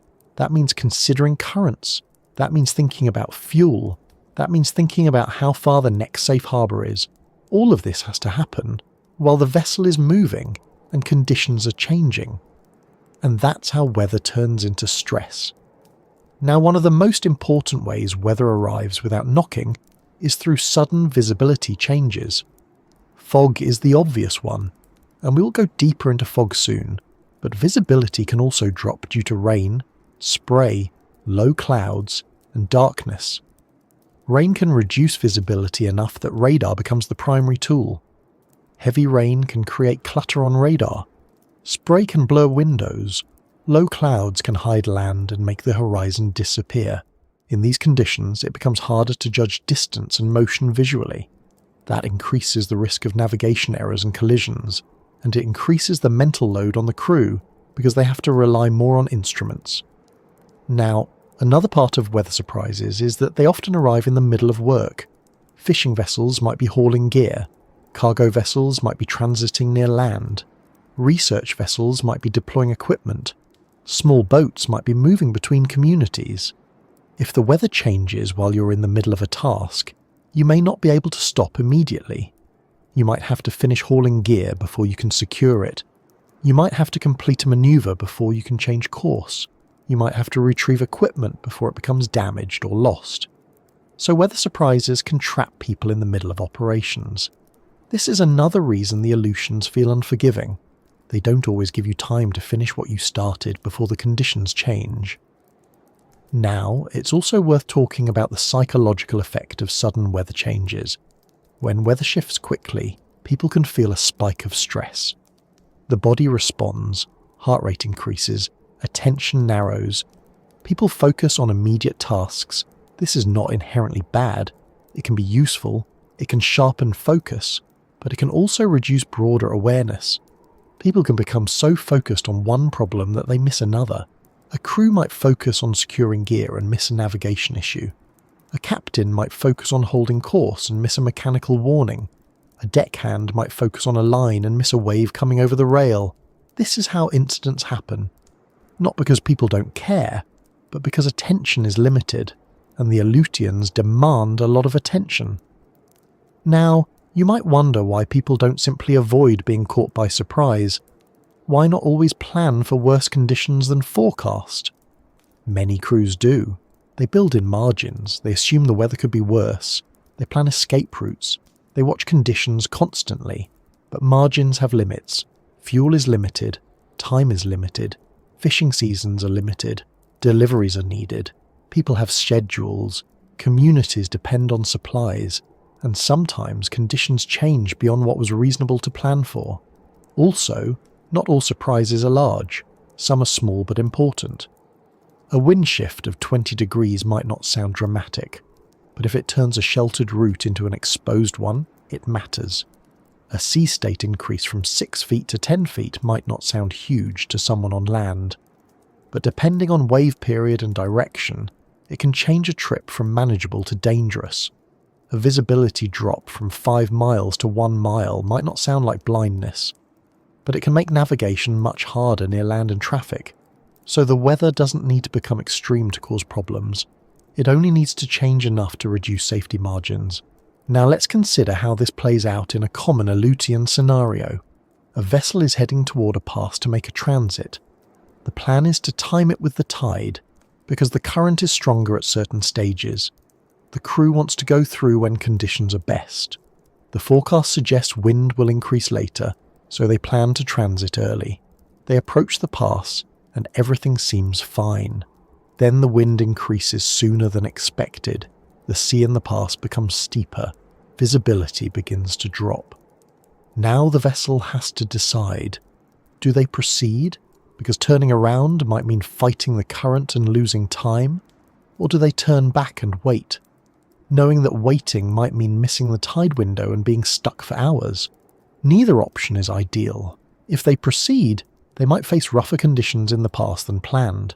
If they turn back, they might face rougher conditions while manoeuvring, and they might be stuck in an exposed area. This is how weather surprises create decision traps, situations where the best choice is not obvious, and because the Aleutians can change quickly, those traps can appear faster than you can fully think through them. Now, the sea's response to weather surprises is also part of why things go wrong. Even after wind eases, the sea can remain rough. Swell continues, waves continue, the vessel continues to move, so a weather change can have lingering effects. A storm might pass, but the swell it created can continue for hours. A wind event might end, but the sea state might remain elevated. Fog might lift, but the water might still be confused. So even when the weather improves, the vessel might still be dealing with the aftermath. This is another way the weather arrives without knocking. It doesn't always leave politely either. Now, as we continue, it's important to remember that none of this means the Aleutians are impossible. People work here successfully all the time. Vessels transit these waters every day. The region is not a constant disaster zone, but it is a place where weather changes quickly, and where those changes matter more than they do in calmer, more forgiving regions. So when we talk about what still goes wrong, weather is near the top of the list, not because people ignore forecasts, but because the weather here has a habit of doing something slightly different than expected. It shows up early. It shows up stronger. It shows up in a different direction. It shows up in patches. It shows up quietly. And when it does, the sea changes with it. Now, we've talked about weather as wind, waves, and shifting conditions. But there's one particular element that deserves its own attention because it's one of the most common ways the Aleutians remove comfort and certainty. It's not loud. It's not violent. It doesn't crash like waves. It simply takes away your ability to see. And in doing that, it turns the ocean into a place where you have to trust instruments, judgment, and experience more than your eyes. Because next, we're going to move into the softest danger in these waters: fog. Fog is strange because it doesn't look like a threat. It doesn't roar like wind. It doesn't slam into steel like waves. It doesn't crackle with lightning or announce itself with thunder. It just arrives, quietly, and the world becomes smaller. In the Aleutians, fog can feel almost gentle at first. A thin haze, a softer blur on the horizon, a little less contrast in the distance. Then it thickens, and the difference between I can see land and I can't see anything can happen faster than you'd like. That's why fog is one of the softest dangers in these waters. It doesn't attack, it removes. It takes away the simplest tool people rely on at sea, vision. And when you take away vision in a place with rocky coasts, narrow passes, strong currents, and fast-changing weather, the risk rises even if nothing else changes. This is one of the reasons things still go wrong in Aleutian waters, even with modern navigation systems. Fog doesn't have to defeat technology to be dangerous. It only has to force people into a different way of operating, and then wait for a small mistake to slip through. Now, fog is not unique to the Aleutians. Many coastal regions deal with it. But the Aleutians have a combination of cold water, moist air, and shifting weather systems that make fog common and persistent. You can have fog in the morning that lifts in the afternoon, fog that forms at night and hangs into midday, fog that comes in patches, thick in one area and thin in another, fog that looks manageable until you enter it, and then you realise the visibility is far worse than it seemed from the outside. Fog can also behave differently depending on wind.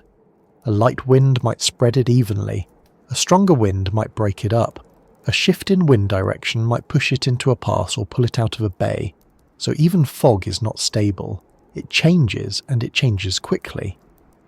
Now, the most obvious problem fog creates is navigation difficulty. When you can see, you can confirm your position visually. You can identify landmarks. You can judge distance. You can see the shape of the coastline. You can see other vessels. You can see hazards like floating debris or breaking waves near rocks. When you can't see, you lose all of that. Instead, you rely on instruments. GPS, radar, charts, depth sounders, and whatever else you have on board. These tools are powerful. They're often accurate. They save lives. But they are not the same as sight, and they come with their own problems. Radar can show land, but it can also show clutter. In rough seas, radar returns can be messy.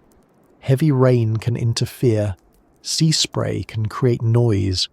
Small objects can be hard to detect. A small fishing boat might not appear clearly. A floating log might not show up at all. GPS gives precise location, but it doesn't tell you what's happening around you in real time. It doesn't show you a vessel crossing your path unless you're using additional systems. It doesn't show you a sudden patch of breaking water near a reef. It doesn't show you a wave pattern that suggests shallow water. Charts show what should be there, but charts are not reality. They are representations. They can have errors. They can be outdated in certain areas. They can't show you every rock or every change. And even when everything's correct, the crew still has to interpret the information. Fog turns navigation into interpretation work. Instead of looking and knowing, you look at a screen and decide. That is a different mental task, and it's more tiring. This is one of the quiet ways fog increases risk. It raises the workload in the wheelhouse. It requires constant attention. It forces people to focus harder for longer. And the Aleutians already demand attention even in clear weather. Now, fog also changes speed. In good visibility, a vessel can maintain speed with confidence, assuming sea state allows it. In fog, speed often has to be reduced. You slow down because you need more time to react if something appears on radar, or if a hazard is closer than expected. Slowing down sounds safer, and in many ways it is.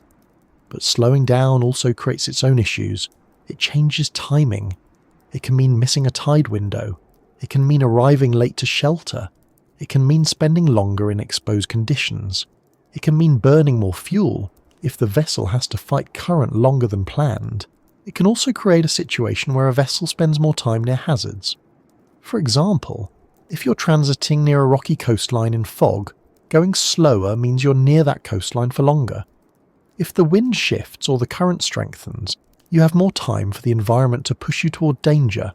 So fog doesn't just reduce visibility, it changes the entire operational picture. Now, one of the most underestimated dangers of fog is how it affects the sense of distance. In fog, things look farther away or closer than they are. Shapes appear suddenly. Land can feel like it materializes out of nowhere. Another vessel can appear as a shadow, and by the time you see it, you may be closer than you want. This is especially unsettling near the Aleutian coastlines, where cliffs and headlands can rise out of the water. In clear weather, you can see them from a distance and judge your position. In fog, you might not see them until they're uncomfortably close. Even with radar, this can create stress. The radar might show land ahead, but the human brain still reacts strongly to suddenly seeing something large and solid appear in front of you. That reaction can lead to hurried decisions, a sudden course change, a quick speed adjustment, a sharp turn that might not be ideal in rough seas. Fog creates moments like that, moments where the world surprises you and you have to respond quickly. Now, another way fog causes trouble is through sound. When you can't see, you listen more. You hear the engine, you hear the water, you hear horns and signals, you hear the vessel structure creak and vibrate. Sound becomes more important, but sound in fog can also be misleading. Fog can carry sound in strange ways. A vessel's horn might sound closer or farther than it is.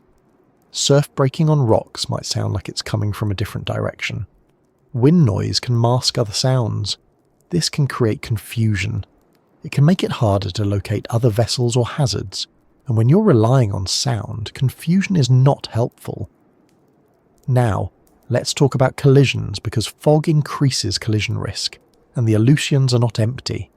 There are fishing vessels, cargo ships, community supply boats, research vessels, sometimes smaller craft, sometimes vessels moving slowly, sometimes quickly. In fog, the ability to see and avoid other vessels is reduced. Radar helps, but it requires active monitoring. It requires someone to watch the screen carefully. It requires correct interpretation of movement, speed, and course. If a crew is tired, radar monitoring can slip. A contact might be missed. A course change might not be noticed quickly enough.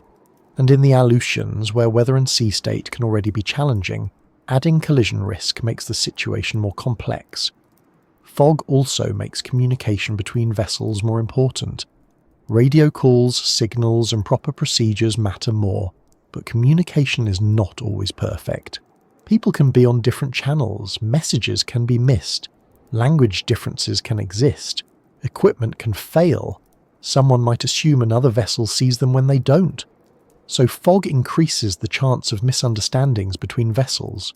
Now, fog also affects the psychological state of a crew, and this is important because safety is not only about equipment, it's about how people think and feel. Fog creates tension, it creates uncertainty, it creates a sense of being surrounded by unknowns. Even if everything is under control, the feeling of not being able to see can make people uneasy. That unease can lead to fatigue, it can lead to irritability, it can lead to mistakes. A crew might become quieter, people might focus more intensely. That sounds good, but intense focus is tiring, and fog often lasts for hours, sometimes for days. Sustained high attention is hard to maintain. Eventually, attention dips. People become mentally exhausted. This is another way fog causes trouble. It doesn't need to create a dramatic moment. It can wear people down slowly until their performance drops. Now, one of the most dangerous things fog can do is create false confidence. This might sound odd, but it happens. When visibility is low, people rely on instruments. If instruments are working well, it can feel like everything is under control. The vessel's position is known. The course is plotted, the radar shows land, the GPS is accurate. This can create a sense that the fog is not a problem, because the tools are handling it. But fog is still a problem. because it removes the ability to confirm visually. It removes redundancy. In safety, redundancy matters. Multiple ways to confirm the same thing. When you can see and you have radar, you have redundancy. When you have GPS and you can see land, you have redundancy. When you have multiple inputs, errors are easier to catch. In fog, redundancy decreases. If the radar is slightly misread, there is no visual confirmation. If the GPS has an error, there is no landmark check. If the chart has a mistake, there is no immediate clue until you are too close. So fog is dangerous not because instruments fail constantly, but because fog reduces the safety net that catches small errors. Now, let's consider fog in combination with currents, because this is where the Aleutians become especially tricky. In many places, fog is mainly a visibility issue. In the Aleutians, fog often occurs in areas where currents are strong, especially near passes. So you might be navigating through a narrow area, dealing with current set, and doing it with low visibility. That increases workload. It increases stress. It increases the chance of being pushed off course without noticing immediately. If a vessel is pushed toward land in fog, the crew might not realize how close they are until the radar shows it clearly, or until the depth sounder changes, or until surf becomes audible. That can be late. Now add wind into this combination. Wind can push the vessel sideways too. It can also increase wave steepness in the pass. So fog plus current plus wind is one of the most common Aleutian combinations that leads to trouble.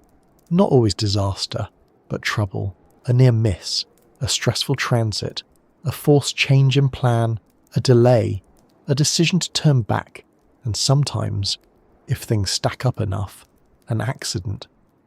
Now, fog also affects deck work, because visibility matters for safety on deck too. In fog, surfaces are often damp, the air is wet, metal becomes slick, gear can be harder to see, lines can be harder to track. If a crew is working with heavy equipment, fog adds another layer of difficulty. It's harder to judge distances, harder to see hand signals, harder to coordinate. In rough seas, this becomes more dangerous. A crew member might not see a wave coming over the rail. They might not see a piece of gear swinging. They might not see a line moving. So fog increases risk not only for navigation but for physical safety. Now, let's talk about something that often gets overlooked when people think about fog: time perception. In fog, time can feel strange. The world is muted. There's less visual change. The horizon is gone. The sky is flat. It can feel like you're moving through a tunnel that never ends. This can affect mood. It can affect alertness. It can make people feel sleepy or disoriented. That's not a good combination with a job that requires constant attention.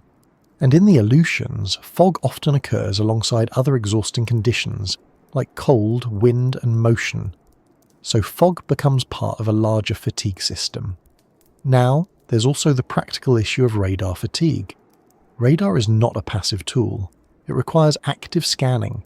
It requires interpreting movement and relative motion. It requires understanding what is land, what is sea clutter, what is another vessel, and what is a false return. Watching radar for hours is tiring. It's mentally draining in a way that's hard to explain if you haven't done it. And if a crew is already tired, radar fatigue can lead to missed contacts or delayed reactions. Now, to be clear, experienced crews know all of this. They train for it. They use procedures. They reduce speed. They post extra lookouts. They use sound signals. They monitor instruments closely. So why does fog still cause trouble? Because fog doesn't create a single problem. It creates a set of conditions where many small problems become more likely. It increases workload. It reduces redundancy. It slows travel. It increases stress. It increases fatigue. It increases collision risk. It increases navigation risk near land. And in the Aleutians, where land is often close and weather changes quickly, those increases matter. Now, there's another subtle way fog can create danger, and it has to do with decision timing, In clear weather, you can often make decisions early. You can see conditions ahead. You can see the shape of the sea. You can see clouds building. You can see a squall line approaching. In fog, you lose that forward visibility. You might not know what conditions are ahead until you reach them. That means decisions are made later. Later decisions are often riskier because they leave less room for adjustment. For example, you might not realise the sea is rougher on the other side of a pass until you're already near the pass. You might not realise the wind has increased until you feel it, and by then you're already committed to a route. So fog can push decisions closer to the moment when action is required, and that increases stress. Now, the Aleutians have another fog-related issue that makes everything more difficult: the coastline itself. In some regions, fog near the coast might still allow you to see the shoreline faintly. In the Aleutians, the coast can be steep and jagged, and fog can cling to it. Low clouds can merge with fog. The land can disappear completely, so the coast becomes a hidden hazard, and hidden hazards are always more dangerous than visible ones. Now imagine being on a vessel in thick fog near an Aleutian island. You know land is nearby, but you can't see it. You know there are rocks and cliffs, but you can't see them. You know the current might be pushing you, but you can't feel it directly. You know the wind might shift, but you can't see it in the distance. You're relying on instruments, experience, and careful monitoring. That is manageable, but it is tiring. And this is why fog is the softest danger. It doesn't need to be dramatic. It only needs to persist. It wears on people. It reduces their margin. It makes every decision heavier. Now, as we move forward, we're going to shift from the atmosphere back to the surface itself. Because fog hides the sea, but the sea is still doing what it does. And in the Aleutians, the sea has a habit of behaving in ways that don't match the simple idea of waves. Waves here can be steep, short, crossed, and confused. They can appear in patterns that feel wrong. They can hit from directions that surprise you. They can make a vessel move in ways that are difficult to predict. And once you understand fog, it becomes easier to understand why those waves can be so dangerous. Because when you can't see far, you often can't see what the water is building into. So next, we're going to talk about the waves that don't behave like waves should. Most people have a simple picture of waves in their mind. A line of water rising and falling in a steady pattern. A rhythm, a predictable motion. The kind of thing you see from shore, where the ocean looks like it's breathing. Even when it's rough, it still feels like it follows rules. One wave after another, coming from the same direction, spaced out in a way you can anticipate. In Aleutian waters, waves do not always behave like that. Sometimes they do. Sometimes you get long swells, steady and manageable. But often, especially around passes, near islands and during shifting weather, the sea becomes something else. The waves get shorter, they get steeper, they arrive from more than one direction. They break in places you wouldn't expect. They hit the hull with force that feels wrong for the wind speed you're seeing. This is one of the reasons things still go wrong here. People can prepare for rough seas in general, but when waves stop behaving like the normal kind of rough, the situation becomes harder to predict and harder to manage. And when the sea is harder to predict, everything becomes harder. Steering, speed control, deck work, rest, repairs, even simple movement inside the vessel. The Aleutians are a place where the sea can look like it's following rules, and then suddenly it looks like it's breaking them. Let's talk about why that happens and what it means in practical terms. One of the first reasons waves behave strangely here is because the Aleutians are not open ocean in the pure sense. Yes, you are in the North Pacific. Yes, there is open water, but the chain of islands breaks that open water into segments. It creates narrow passages. It creates shallow areas. It creates steep underwater slopes. It creates coastlines that reflect waves back into the sea. All of those things change how waves form and how they travel. In open ocean, waves have room to organise. Wind blows over a long distance and waves build into patterns. Swell travels in long, smooth lines. Even when it's large, it often has a kind of order. Around the Aleutians, that order gets disrupted. Waves run into islands. They wrap around headlands. They enter bays and reflect off cliffs. they meet currents that push against them. They pass over seabeds that rise sharply. They combine with other wave trains coming from different directions. So instead of one pattern, you can end up with several patterns stacked on top of each other. That's when the sea starts to feel confused. Now, the word confused seas is a real term people use, and it's not just a dramatic description. It refers to sea conditions where waves are coming from multiple directions and at different periods, creating irregular motion. In confused seas, you can't easily predict how the next wave will hit. The vessel's motion becomes less smooth. Instead of a steady roll, you get a mix of roll, pitch, and yaw that changes from moment to moment. This kind of motion is exhausting. It wears down people and equipment faster than a steady sea. It also increases the chance of accidents on deck. A steady roll can be anticipated. People learn to move with it. A sudden, unpredictable lurch is harder to manage. Confused seas also increase the chance of cargo shifting, because the forces acting on the vessel are less consistent. A load that is secured for a steady roll might still strain under irregular motion, so one of the main reasons waves don't behave like they should is because there isn't just one wave system at work. But there's another major reason, and it's one of the most important in Aleutian waters: current. Currents are like invisible rivers in the ocean. You don't always see them directly, but they influence everything. When waves travel in the same direction as current, they can stretch out. When waves travel against current, they compress. They get shorter and steeper. This is one of the most common ways Aleutian waves become nasty. A moderate swell that would be manageable in open water can become steep and breaking when it meets opposing current in a pass. Wind-driven waves can stack up. The sea becomes choppy and aggressive. This is not just discomfort. Steep waves hit hard. They cause pounding, which is when the bow slams down into the water instead of riding over it. Pounding stresses the hull. It stresses the structure. It shakes equipment. It can damage cargo. It can fatigue welds and fittings over time. Pounding also slows the vessel. You can't maintain speed comfortably when you're slamming into steep waves. If you try, you risk damage. So the vessel slows, which can create other issues like losing timing, missing a tide window, or spending more time in the worst part of the sea. And because currents in the Aleutians are often strongest in narrow areas, this steep wave problem often appears right where you least want it. In passes, near land, where manoeuvring room is limited.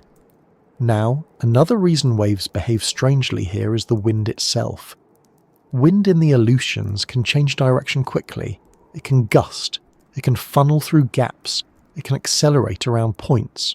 When wind shifts, the wave pattern shifts. New waves begin forming from a new direction, while the old wave pattern is still present.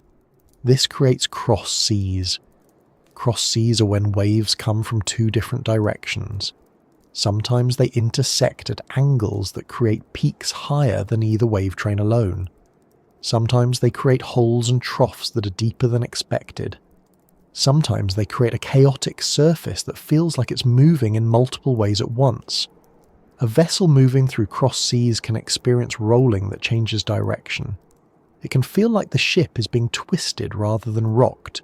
This is uncomfortable, but more importantly, it can be dangerous if it affects stability or causes cargo to shift.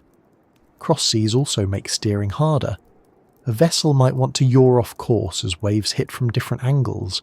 The helmsman has to work harder. Autopilot may struggle or need adjustment. The crew might have to hand steer for long periods, which increases fatigue. So a simple wind shift can turn a manageable sea into an exhausting one. Now, there's another kind of wave behaviour that surprises people. Waves that break unexpectedly. Many people think of breaking waves as something that happens near shore. Waves rise, they reach shallow water, they break. But waves can break offshore too, especially when they become steep due to wind against current or sudden depth changes. In Aleutian waters, you can have breaking seas in areas that don't look like shore. You can have whitecaps and breakers in passes and channels. You can have breaking waves over shoals and reefs. You can have waves that seem to stand up and collapse. Breaking waves are dangerous because they carry a lot of energy. They can slam into a vessel, throw water onto the deck, and create sudden force that can knock people down. For smaller vessels, breaking waves can be especially serious. They can swamp decks, they can cause loss of control, they can damage equipment. For larger vessels, breaking waves can still be a problem, especially if they come from an unexpected direction or hit at the wrong angle. Now let's talk about wave period, because this is another reason Aleutian seas can feel wrong. Wave height is what people notice first. The waves are 10 feet, the waves are 20 feet, but wave period, the time between waves, matters just as much. Long period swells can be large but manageable. They lift the vessel smoothly. They give time between crests. They allow the ship to respond gradually. Short period waves are often worse, even if they're not as tall, because they hit more frequently and more sharply. They create constant motion. They cause pounding. They exhaust the crew. In the Aleutians, short period waves can develop quickly, especially in strong wind and opposing current. This creates a sea that feels like it's constantly hitting you. You don't get the gentle rise and fall, you get repeated impacts. This is why people sometimes describe Aleutian seas as ugly. Not because they're always huge, but because they're sharp. And sharp seas are hard on everyone. Now, another factor is reflection. When waves hit steep coastlines, they can reflect back into the sea. In the Aleutians, many coastlines are steep and rocky. Waves can bounce off them and interact with incoming waves. This creates interference patterns. Waves combine. Peaks and troughs line up in unexpected ways. It can create areas where the sea is rougher near land than it is farther out, not just because of shallows, but because of reflected energy. So a vessel hugging the coast for shelter might find that the sea near the cliffs is more chaotic than expected. This is another way waves don't behave like they should. You expect shelter near land, but you get reflected chop instead. Now, let's talk about the effect of all this on a vessel. When waves are predictable, a vessel can settle into emotion. The crew adapts. People move with the rhythm. The captain can choose a heading that minimizes discomfort and stress. When waves are unpredictable, the vessel never settles. The motion becomes irregular. A roll to port, then a sudden pitch, then a twist, then another roll, then a slam. People can't anticipate it. They can't relax into it. This makes everyone more tense. It makes the body work harder to stay balanced. It makes the brain work harder to stay oriented. And that leads to fatigue. Fatigue at sea is not only about long hours, it's about constant physical adjustment. In confused seas, your muscles are always correcting. Your posture is always shifting. Your core is always working. Even sitting down requires effort. Over hours, this drains energy. It also affects sleep. In irregular motion, sleep becomes shallow. People wake up more often. They don't get full rest. So even if a crew is technically off watch, they might not recover. Then, when they return to duty, they're still tired. And tired crews are more likely to make mistakes. This is one of the main ways waves contribute to incidents, not always directly by capsizing a vessel or breaking something, but by wearing people down. Now, waves also affect equipment. Constant pounding and motion stress mechanical systems. Pumps, engines and generators are designed to operate in motion, but they still have limits. Vibrations loosen fittings. Impact strain mounts. Electrical connections can fail. In rough seas, maintenance tasks become harder. You can't easily access equipment. You can't easily repair something. Tools slip, parts fall. You have to work in awkward positions. So a small mechanical issue that might be easy to fix in calm water becomes difficult in rough water. And the longer it takes to fix, the longer you remain exposed to the conditions. This is another feedback loop. Waves make repairs harder. Harder repairs take longer. Longer repairs mean more time in waves. Now, another thing waves do in Aleutian waters is create water on deck. When waves break or spray, water comes over the bow or sides. In cold conditions, that water can freeze. Even if it doesn't freeze, it makes surfaces slippery. Water on deck increases slip risk. It increases the chance of someone falling or being knocked into gear. It increases the chance of injuries. It also affects stability if large amounts of water accumulate. Free surface effect, where water sloshing on deck can reduce stability, is a real concern, especially for smaller vessels. So waves don't just move the ship, they add weight and hazards. Now, there's a particular kind of wave event that people sometimes talk about, and while it's not the everyday cause of most incidents, it's part of why Aleutian seas can feel unpredictable. Rogue waves. Rogue waves are unusually large waves that appear suddenly, larger than the surrounding sea state. They can occur due to wave interference, current interactions, and other factors. The Aleutians, with their complex wave interactions and strong currents, can create conditions where wave peaks combine. Most of the time, it's just rough. Sometimes a larger than expected wave appears, even if it's not a true rogue wave in the strict scientific sense. Crews can encounter standout waves that hit harder than the rest. These waves can damage equipment, they can break windows, they can throw cargo, they can injure people on deck, and because they're not expected, they can catch a crew off guard. This is another way waves don't behave like they should. They don't stay consistent. Now, all of this might sound like waves are just an unavoidable problem, but experienced crews do have strategies. They adjust heading, they slow down, they change route, they time passes with tide, they avoid certain areas in certain conditions, they seek shelter when possible. They also secure everything, because in unpredictable seas the best defence is making sure nothing can move. But even with strategy, the Aleutians can still produce wave conditions that are simply unpleasant and risky, because the environment is doing multiple things at once. Now let's connect this back to the question we started with. What still goes wrong? Waves that behave badly contribute to several recurring problems. They increase fatigue, which increases human error. They increase mechanical stress, which increases equipment failure. They make navigation harder, because steering becomes more difficult and speed control becomes more complicated. They make deck work dangerous, increasing injury risk. They can cause cargo shifting, increasing stability risk. They can cause water on deck, increasing slip risk and icing risk. And they can do all of this without a full storm. That's one of the most frustrating parts. You don't need a dramatic weather event to get nasty sea. You can get it from the combination of wind, current, and geography. Now, as we move forward, we're going to look at another part of this story that often hides beneath the surface.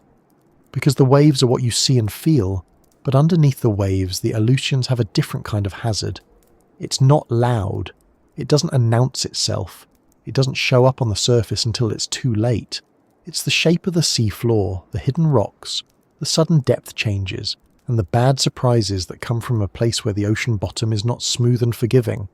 And once you understand that, you start to see why the Aleutians can punish even small navigation errors. Because the next problem isn't always what's happening above the water. Sometimes it's what's waiting below it. If you could drain the Aleutian waters like a bathtub and look at what's underneath, you'd probably feel a very specific kind of discomfort. Not because it would look scary in a dramatic way, but because it would look busy, uneven, sharp, full of places where the ocean floor rises quickly, drops suddenly, and creates hazards that don't announce themselves until you're already close. On the surface, the ocean can look like one continuous thing, a moving skin of water, waves, foam, spray, and shifting colour. But underneath that surface, the Aleutians are not smooth. There are submerged rocks, reefs, shoals, jagged areas where the bottom climbs toward the surface faster than you expect. There are places where deep water becomes shallow in a short distance. There are areas where a safe-looking route becomes unsafe if you drift even slightly off course. This is one of the reasons things still go wrong in Aleutian waters. Not because people don't have charts or GPS, but because the underwater terrain in this region is unforgiving, and the margin for error can shrink quickly. It's easy to think of a ship as something that floats above danger. In reality, a ship is always negotiating with what's beneath it. Depth matters, clearance matters, the shape of the bottom matters, and in the Aleutians those details can change rapidly. Now, There are two main ways hidden rocks and sudden depths cause trouble. The first is obvious: grounding. A vessel hits the bottom or hits something rising from the bottom. It might be a reef. It might be a submerged rock. It might be a shoal that's closer to the surface than expected. Grounding can range from a minor bump to a catastrophic impact. Even a small grounding can damage the hull. It can damage propellers. It can damage rudders. It can cause leaks. It can disable the vessel. And in a region where help can be far away and weather can change quickly, a disabled vessel is a serious situation. The second way is less obvious but just as important. Sudden depth changes can change wave behaviour. When waves move into shallower water, they steepen. They can break. They can become more chaotic. Even if a vessel doesn't ground, it can be hit by rougher seas because the bottom is shaping the surface. So hidden underwater terrain doesn't just threaten the hull, it changes the sea above it. That means the Aleutians can punish you twice, once through the risk of grounding, and again through the rougher wave conditions created by shallow areas. Now, let's start with grounding, because it's one of the oldest and most persistent maritime problems in this region. On paper, avoiding grounding should be simple. Stay in deep water, follow the charted route, monitor position, use radar, use GPS, use depth sounders, and those things work, most of the time. But the Aleutians create situations where most of the time is not enough. One reason is the coastline itself. Many Aleutian Islands have steep rocky shorelines. There are cliffs, headlands, and areas where the seabed rises sharply near land. That means you can go from deep water to dangerous shallows quickly if you drift toward shore. In some places, there isn't a wide, shallow shelf that gradually warns you. There's just deep water, and then shallow water, and then rock. So if a vessel loses power, loses steering, or gets pushed by wind and current, it can get into trouble faster than in regions where the coast is more forgiving. Another reason is the weather and visibility. Fog can hide landmarks. Rain and spray can reduce visibility. Darkness can make it hard to judge distance. Even in daylight, the Aleutians can have flat light that makes it difficult to see breaking water near reefs, so a crew might not realise they are close to danger until they are already closer than they want to be. Now, modern navigation tools help, but they don't remove the need for careful operation. GPS tells you where you are, but you still have to maintain awareness of drift, current set, and how your vessel is actually moving through the water. A vessel's heading is not always the same as its track. You can point the bow one way and still move sideways. This matters near hazards. In strong current, a vessel might be set off course. If the crew doesn't account for it correctly, they can drift towards shallow water or rocks. This is especially relevant in passes, where currents can be strong and unpredictable. Now, another factor is chart accuracy. Modern charts are good, but no chart is perfect. Some areas are better surveyed than others. Some hazards might not be precisely located. Some underwater features might be less well mapped, especially in remote regions. Even small chart inaccuracies can matter in a place where the margin for error is small. If a rock is charted slightly differently than its real position, a vessel passing close to the hazard might be at greater risk than expected. This is why experienced crews often avoid cutting it close. They build in extra distance. They treat charts as guides, not guarantees. But sometimes route constraints make it difficult to stay far from hazards. Narrow channels, passes, the need to reach specific harbours, the desire to avoid rougher seas in open water. So sometimes vessels operate closer to hazards than they would prefer, because the alternatives have their own risks. Now let's talk about sudden depths, because depth changes are not just a grounding issue. Depth changes affect waves. Waves are shaped by the water they travel through. In deep water, waves move differently than in shallow water. As waves enter shallower areas, the bottom begins to influence them. The wave slows down near the bottom, the top keeps moving, and the wave steepens. In shallow enough water, it breaks. In the Aleutians, depth can change quickly. There are underwater ridges, slopes and shoals. So a wave pattern that was manageable in deep water can become steeper and more dangerous as it moves over a shallower area. This can create localized rough patches. You might be in a region where the sea is rough but manageable, and then suddenly you enter an area where the waves become steeper and start breaking. Not because the wind increased, but because the bottom changed. This is one of the ways the Aleutians create bad surprises. The sea changes without warning, and the reason is underwater. Now combine this with current. Currents can also be influenced by underwater terrain. Water flows differently over ridges and through channels. It can accelerate, it can swirl, it can create eddies. So you can have a situation where depth changes steepen waves, and current changes compress them further. That's when the sea becomes sharp and aggressive, and if you're near land, you might not have room to maneuver away from it. Now, there's also the issue of unmarked hazards and floating hazards. Submerged rocks are one problem. Floating debris is another. The Aleutians can have floating logs, pieces of gear and other debris. In fog or rough seas, these hazards can be hard to see. Hitting floating debris can damage a vessel's hull, propellers or rudder. It can cause leaks. It can disable systems. In open ocean, hitting debris is bad. In Aleutian waters, where conditions are already challenging and help can be far away, it becomes worse. Now let's talk about the kind of scenario that often turns hidden rocks into real trouble. A vessel is transiting near an island. The crew is using GPS and radar. Visibility is reduced.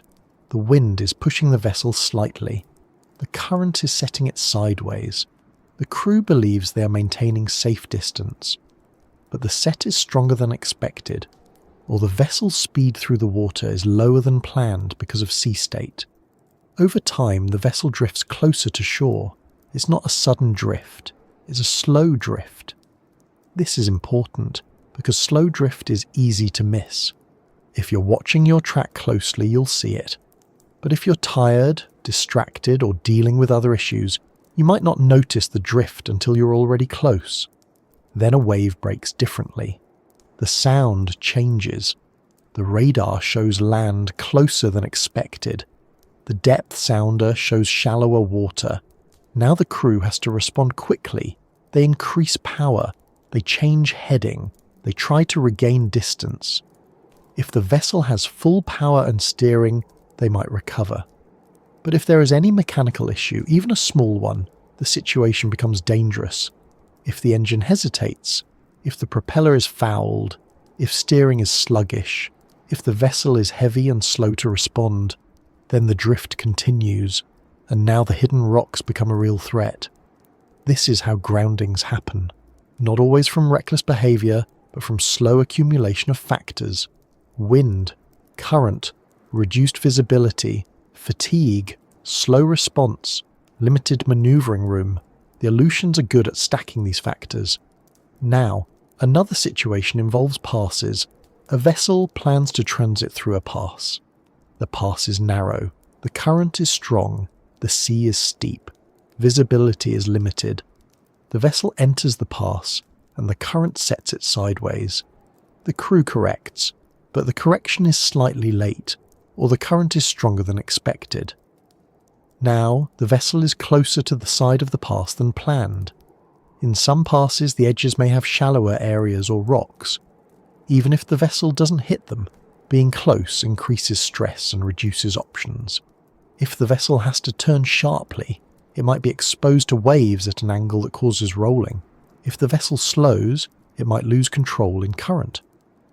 So the pass becomes a place where underwater hazards and surface conditions combine. This is why passes are often treated with extra caution. Now, one of the most important things to understand about hidden rocks and sudden depths is that they are not evenly distributed. There are known dangerous areas. There are known shoals. There are places where experienced crews know to stay clear. Local knowledge matters here. A chart can tell you the depth, but local knowledge can tell you how the water behaves over that depth. A chart can show a shoal, but local knowledge can tell you that waves break there in a certain swell direction. A chart can show a pass, but local knowledge can tell you that current sets strongly on the north side during ebb tide. So experienced crews rely on both instruments and knowledge. But not every vessel has the same level of local knowledge. Not every crew has the same experience. Not every route is familiar. This is another reason things still go wrong. People travel through these waters for different reasons, with different levels of familiarity. Now, let's talk about the consequences of grounding in Aleutian waters, because they can be severe. If a vessel grounds, it can suffer hull damage. Water can enter compartments. If flooding begins, the crew has to respond quickly. They might need to activate pumps. They might need to isolate compartments. They might need to send a distress call. If the vessel is stuck on rocks, waves can continue to hit it. That can worsen damage. It can break the vessel apart over time. In rough seas, a grounded vessel is extremely vulnerable. Even if the crew is safe initially, the situation can deteriorate. If weather worsens, rescue becomes harder. If the vessel begins to break, it can release fuel and cargo into the environment. So grounding is not just a mechanical problem. It can become an environmental and human emergency. Now, even near misses matter. A vessel that comes close to grounding might avoid impact, but the stress of the situation can cause fatigue and mistakes later. A close call can force a route change. It can cause delays. It can cause crews to push harder later to make up time, which increases risk. So even when the rocks stay hidden and untouched, they still shape decisions. Now, another bad surprise related to sudden depths is the way depth affects anchoring. Anchoring in the Aleutians can be challenging. Depth can be too great in some areas. Bottom type can be poor for holding. Wind and current can shift. If a vessel anchors in a sheltered bay to wait out weather, the anchor must hold. If it drags, the vessel can drift toward shore. In fog or at night, this can be dangerous. So even waiting can become risky if the underwater terrain doesn't cooperate. This is another example of how the Aleutians reduce easy options. Shelter exists, but shelter comes with its own requirements. Now, the seafloor also influences currents in ways that create surprises. Eddies can form behind islands. Currents can accelerate around points. Turbulence can appear where water flows over ridges. These currents can push a vessel unexpectedly. They can cause sudden changes in drift. They can make steering feel less responsive. So even if you think you understand the current pattern, local variations can surprise you. Now, it's worth noting that the Aleutians are also a region with volcanic activity and seismic history. The islands themselves are part of a geologically active area. While that doesn't directly cause daily navigation hazards, it contributes to the ruggedness of the terrain and the complexity of the underwater landscape. This is not a place shaped by gentle processes. It's shaped by tectonics, erosion, and powerful ocean forces. So the underwater world is complicated because the region itself is complicated. Now, when you put all of this together, you get a simple truth. In Aleutian waters, you can't afford to drift. Drift happens. It's normal. But here, drift can have consequences faster than in many other places. That's why crews pay attention to position constantly. That's why they monitor depth. That's why they plan routes with extra margin. That's why they avoid hugging the coast too closely unless necessary. But even with good practice, bad surprises still happen, because the environment is full of forces that push and pull. Wind pushes, current pushes, waves push. Fatigue reduces tension. Visibility hides hazards. Mechanical problems reduce control. And the seafloor waits. It doesn't move. It doesn't change its mind. It just stays there, hard and unforgiving. Now, as we continue, we're going to move from the hidden hazards under the water to something that's still invisible, but far more active. Because even if you avoid rocks and shoals, you still have to deal with the forces that move the water itself, the currents. And in the Aleutians, currents can behave like quiet hands, pulling and pushing vessels in ways that aren't always obvious until you're already being moved. So next we're going to talk about currents that pull like quiet hands. Currents are one of the hardest things to respect properly, because you can't usually see them. You can see waves, you can see wind on the surface, You can see fog rolling in, you can see clouds building, you can hear rain, you can feel spray, but currents are different. Most of the time they're invisible. They don't announce themselves, they don't make noise, they don't look dramatic unless they're strong enough to create ripples, boils, or streaks on the surface. And in Aleutian waters, currents can be strong enough to matter a lot, while still being quiet enough to feel harmless. That's why they pull like quiet hands. They don't shove you across the water like a storm wind. They don't slam into you like a breaking wave. They just keep moving steadily, and if you don't account for them correctly, they can take you somewhere you didn't plan to go. This is one of the reasons things still go wrong in Aleutian waters, even for skilled crews. Currents don't need to be dramatic to be dangerous. They only need to be persistent, and they only need to be underestimated. Now, to understand why currents matter so much here, we need to look at the Aleutians again, not as a line of islands, but as a system of narrow gaps and channels. The Aleutian chain interrupts the flow of the North Pacific. Water moves through this region for many reasons. Tides move in and out, large-scale currents circulate, wind pushes surface water, pressure differences across the chain can drive flow. When water is forced through narrow passes between islands, it speeds up. The same amount of water has to get through a smaller space, so it moves faster. That creates strong currents in passes, and passes are exactly where vessels often need to go. If you're travelling along the chain, you may need to transit through a pass to reach a sheltered route, a harbour or a fishing ground. Those passes can be the safest route in terms of wave exposure, but they can also be the most demanding route in terms of current. So currents become part of the price of using geography. Now, currents in the Aleutians are not always steady. They change with tides, they change with weather, they change with seasonal patterns, they can accelerate and weaken, they can create eddies and countercurrents. That means you can't treat them as a constant. A current that was manageable earlier might become stronger later. A current that set you slightly off course in the morning might set you much more in the afternoon. So currents, like everything else here, are part of a system that changes. Now, one of the simplest ways currents cause trouble is through set and drift. Set is the direction the current pushes you.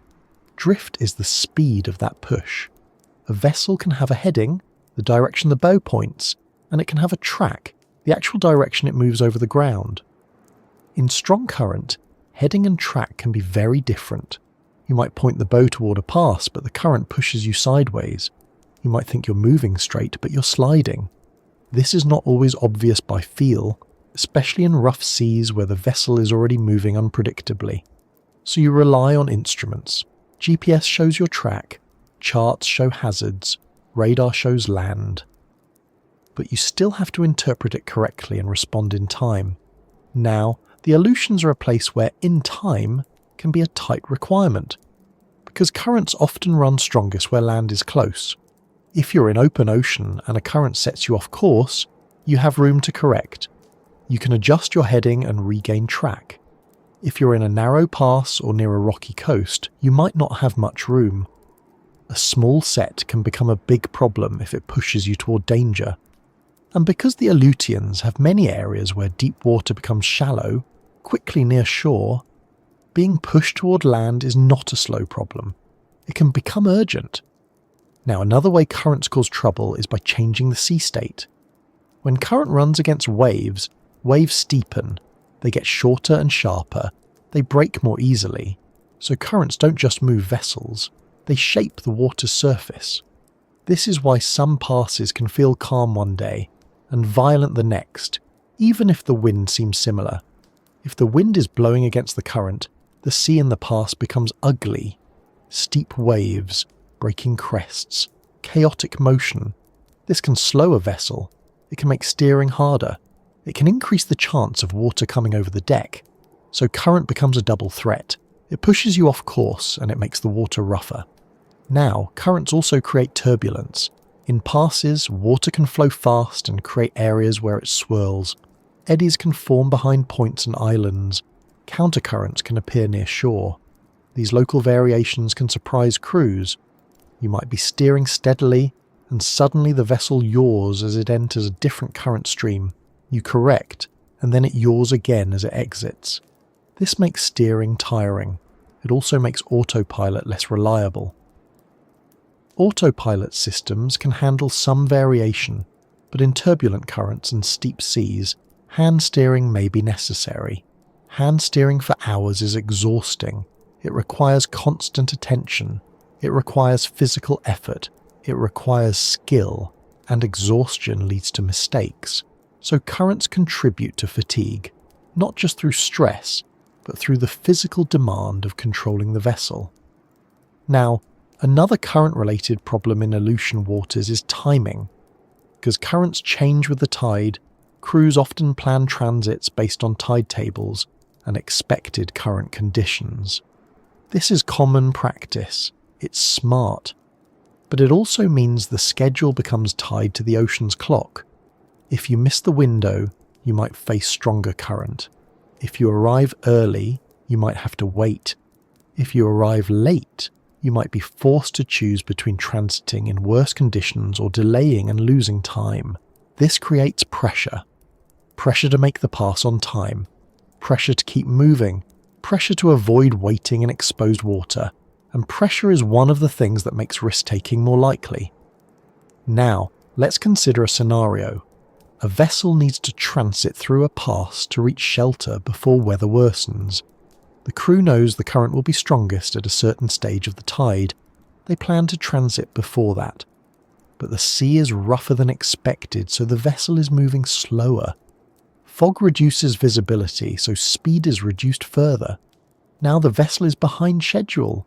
The crew faces a choice: continue and risk transiting in stronger current, or turn back and wait, risking being caught in worsening weather outside the pass. Neither option feels good. This is how currents create decision traps. They force timing decisions, and timing decisions become harder when conditions change. Now, currents also affect anchoring. If a vessel anchors in a bay to wait out weather, current can shift. It can change direction with the tide. It can increase and decrease. If current and wind oppose each other, the vessel can swing on the anchor in a way that strains the anchor line. If the anchor doesn't hold well, it can drag. In a sheltered bay near rocky shore, anchor dragging can be dangerous, so currents can turn waiting into risk. Now, another way currents cause trouble is through interaction with mechanical issues. A vessel with full power and steering can usually handle strong current, even if it's stressful. A vessel with reduced power or steering problems is vulnerable. If an engine fails in a pass with strong current, the vessel can be pushed sideways. If the vessel loses steering, it can be turned broadside to waves. If the vessel loses propulsion, it can drift towards shore. This is where current becomes urgent. In open water, a disabled vessel might drift but still have time to respond. In a pass, drift can become dangerous quickly. This is one of the reasons redundancy is so important in these waters. Backup systems, spare parts, reliable maintenance. But even with redundancy, failures happen, and when they do, currents make the situation worse. Now, currents also affect smaller craft in a more direct way. Small boats have less power, less mass, and less ability to push against current. They can be carried more easily. They can be turned more easily. They can be overwhelmed by steep waves created by wind against current. So for small craft, current is not just a navigation factor, it's a survival factor. A small boat caught in strong current near rocks can be in serious danger. Now, let's talk about the psychological effect of currents, because it matters. When you can't see the force acting on you, it can be hard to trust your own perception. You might feel like you're steering correctly, but the vessel isn't going where you expect. You might feel like you're making progress, but your speed over ground is low because you're fighting current. This can create frustration and stress. It can also create a false sense of security. If you're moving with the current, your speed over ground might be high. It can feel like you're making great progress, but you might be moving faster than is safe for visibility or sea state. You might be approaching hazards quicker than expected. So current can trick you both ways. It can slow you down when you need speed, and speed you up when you need caution. Now, one of the most important things to understand about Aleutian currents is that they are not always intuitive. People often think of tides as simple. Water comes in, water goes out. In reality, tidal currents in complex island chains can be complicated. Flow can be different in different passes. It can reverse at different times. It can create rotating patterns. So you can't always rely on a simple idea of ebb and flood. You need local knowledge and careful planning, and even then, conditions can vary. Wind can pile water up on one side of the chain. Pressure differences can alter flow.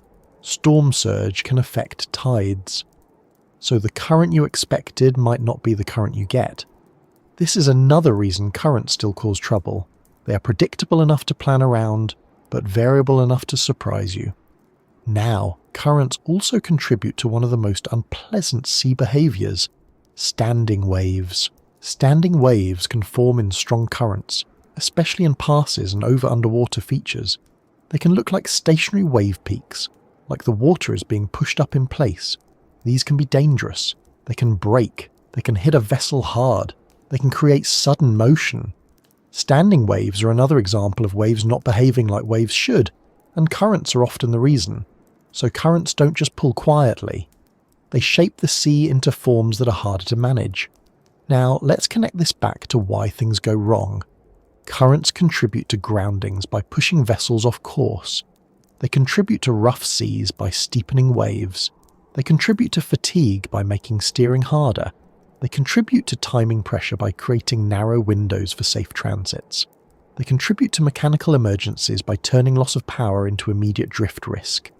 They contribute to anchoring risk by changing forces on the vessel.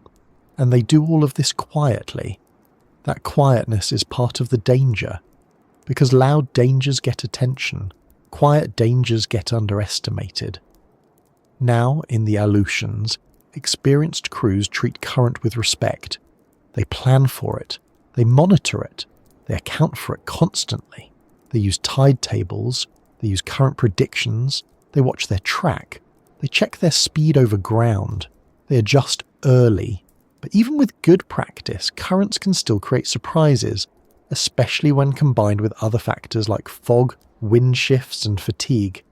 And this is why the Aleutians remain a place where the ocean still wins sometimes, not because people are careless, but because the environment keeps offering combinations that are hard to manage.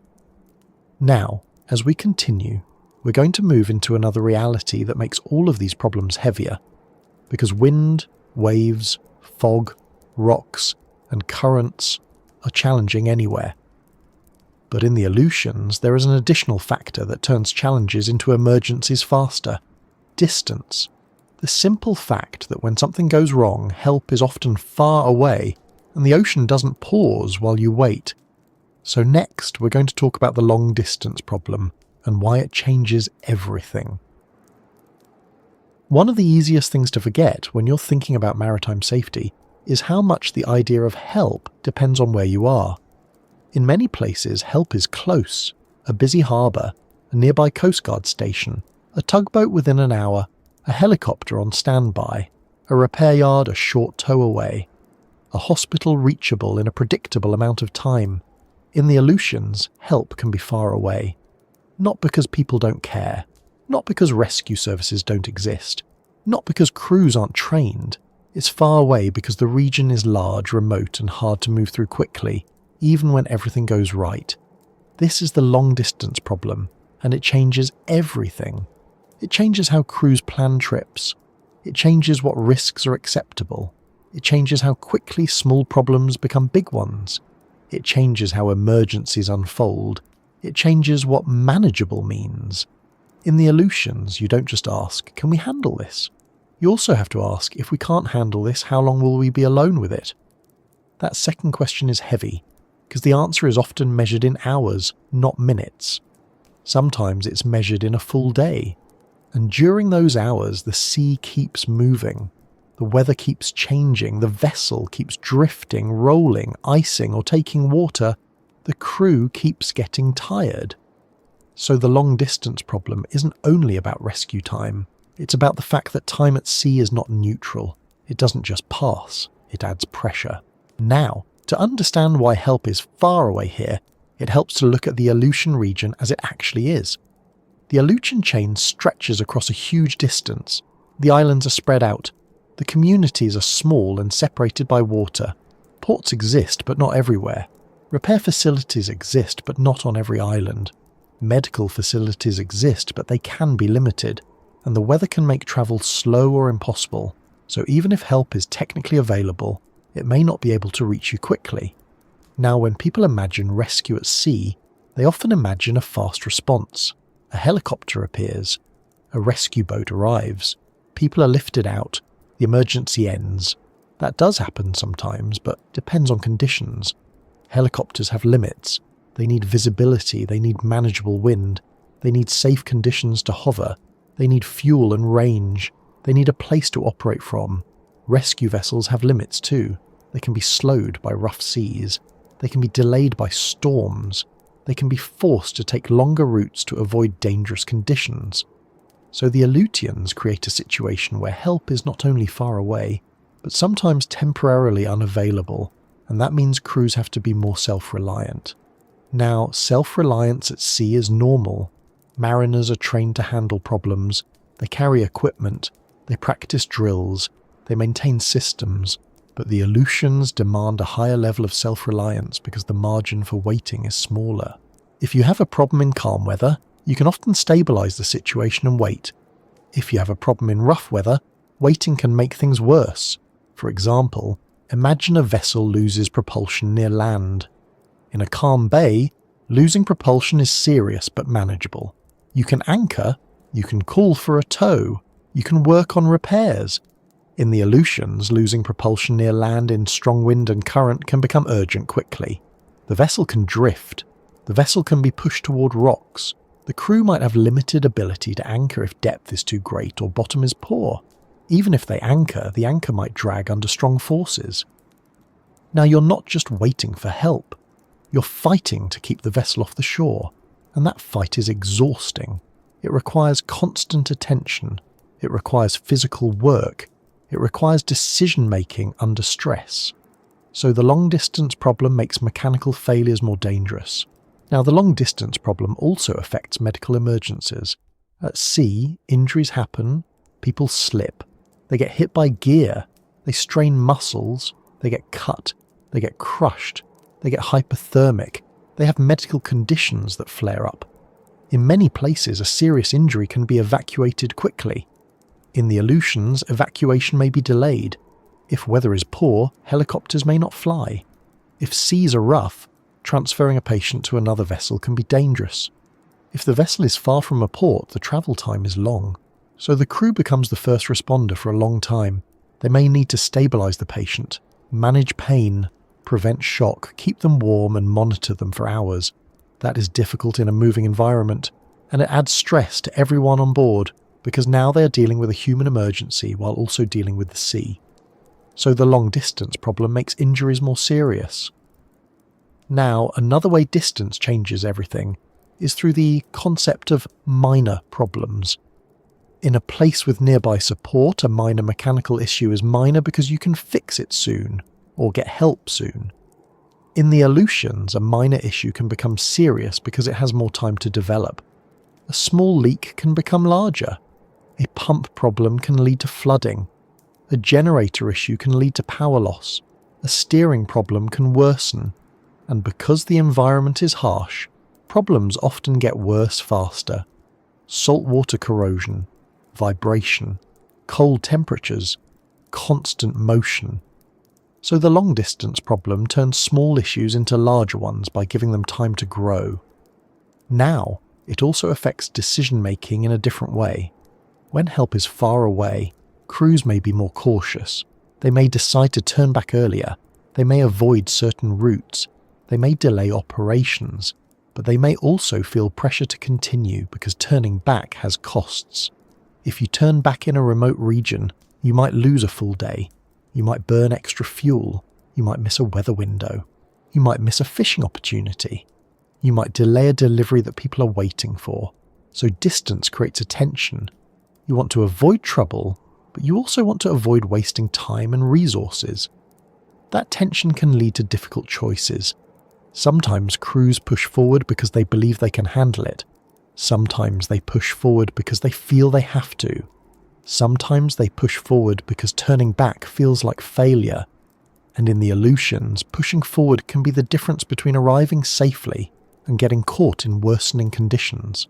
So the long distance problem doesn't only make emergencies worse, it makes the decision to avoid emergencies harder. Now, there's another factor that makes distance heavier here: communication. Modern vessels have radios, satellite communications, and emergency beacons. Communication is far better than it used to be. But communication is not the same as rescue. You can call for help, you can report your situation, you can coordinate, but the physical reality remains. Someone has to travel to you, and in rough weather, travel is slow, so communication can sometimes create a strange emotional effect. You are connected, but you are still alone. You can hear voices, you can receive instructions, you can be told that help is coming. But you still have to manage the situation for a long time. That can be psychologically difficult. Now, the long-distance problem also affects the environment. When a vessel has an accident in a remote area, response to spills and debris is slower, containment is harder, cleanup is delayed, so the consequences can spread. Fuel can leak into water, cargo can drift, debris can wash ashore, wildlife can be affected. Even if the accident is not huge, the remoteness makes it harder to control the impact. So distance increases environmental risk. Now let's talk about search and rescue in the Aleutians, because it's important to understand what help looks like. Search and rescue resources exist. There are trained crews, there are aircraft, there are vessels, there are systems, but the region is large and resources are not everywhere at once. A rescue helicopter might need to fly a long distance, it might need refueling, it might need favourable weather, it might need daylight depending on the situation. A rescue vessel might need to travel through rough seas, it might need to navigate passes and currents, it might need to approach a distressed vessel carefully. So rescue operations here are challenging even for professionals, and sometimes conditions simply do not allow immediate rescue. That doesn't mean rescue won't happen, it means the timeline is uncertain. So crews have to plan for the possibility of waiting. Now, waiting at sea in the Aleutians is not like waiting in a parking lot. You are still moving. You are still being pushed by wind and current. You are still being hit by waves. You are still exposed to cold. Even if you are inside the vessel, the motion continues. So waiting consumes energy. It consumes fuel. It consumes attention. If the vessel is disabled, the crew may need to anchor or deploy sea anchors. They may need to manage drift. They may need to pump water. They may need to prevent icing. So waiting is work. This is one of the most important points about the long-distance problem. It turns time into a task. Now, consider the situation of a vessel that has lost power and is drifting. The crew calls for help. They deploy an anchor if possible. They monitor drift. They try to restart the engine. They manage systems. The rescue response is on the way, but it's hours away. During those hours, the crew has to keep the vessel safe. If the wind increases, the anchor might drag. If the current shifts, the vessel might swing. If waves build, the vessel might take more water. If icing begins, stability might decrease. So the situation can evolve while help is travelling. This is why some emergencies become worse over time. Not because the crew did nothing, but because the environment kept adding problems. Now, the long-distance problem also affects training and preparedness. In remote regions, vessels often carry more equipment, more spare parts, more emergency supplies, more redundancy. Crews may be trained to handle more scenarios. They may practice drills more seriously. They may carry survival suits, rafts, and emergency beacons. This preparation saves lives. But preparation has limits. You can't carry a full repair shop on every vessel. You can't predict every failure. You can't control the weather. So even well-prepared crews can find themselves in situations where the long-distance problem becomes real. Now, another part of distance is the lack of immediate safe havens. In some regions, if weather worsens, you can duck into a harbour quickly. In the Aleutians, harbours may be far apart. Some harbours may be exposed to certain wind directions. Some bays may look sheltered but have poor holding ground. Some areas may have rocks and shoals, so shelter is not always easy to reach. This matters because when the sea changes quickly, the ability to reach shelter quickly is a major safety factor. If you can't reach shelter, you have to ride it out, and riding it out is tiring. Now, the long-distance problem also affects vessels that are not in distress. It affects every trip, because every trip has to be planned with the assumption that if something goes wrong, you may not get help quickly. That affects fuel planning. It affects route planning. It affects maintenance schedules. It affects crew readiness. It also affects the mental state of people working here. Knowing you are far from help creates a certain kind of seriousness. It makes people more cautious. It makes them more alert. It can also increase stress, and stress contributes to fatigue. So distance is not just physical, it's psychological. Now, when we ask what still goes wrong in Aleutian waters, the long-distance problem is one of the biggest answers, because it amplifies every other problem. Fog is worse when help is far away. Mechanical failures are worse when help is far away. Injuries are worse when help is far away. Groundings are worse when help is far away. Weather surprises are worse when help is far away. Currents are worse when help is far away. Distance turns challenges into emergencies because it stretches time, and time at sea is not gentle. Now, as we move forward, we're going to shift into a topic that sits right at the intersection of distance and technology. Because even with GPS, radar, charts, and modern systems, navigation can still get confusing in the Aleutians, not because people don't know how to navigate, but because the environment creates conditions where small errors are easier to make and harder to correct. So next we're going to talk about when navigation still gets confusing, and why it happens in a region where you would think the tools would make everything straightforward. Navigation is one of those things that sounds solved. Most people assume that once you have GPS, accurate charts, radar, and modern electronics, the ocean becomes easy to travel through. You always know where you are, you always know where you're going, you can see other vessels on radar, you can follow a line on a screen and arrive safely. And to be fair, modern navigation has made the sea safer. It has reduced certain kinds of accidents. It has made route planning more efficient. It has given crews better tools to avoid hazards. But in the Aleutians, navigation can still get confusing. Not because people forget how to do it. Not because crews are careless. Not because the technology is useless.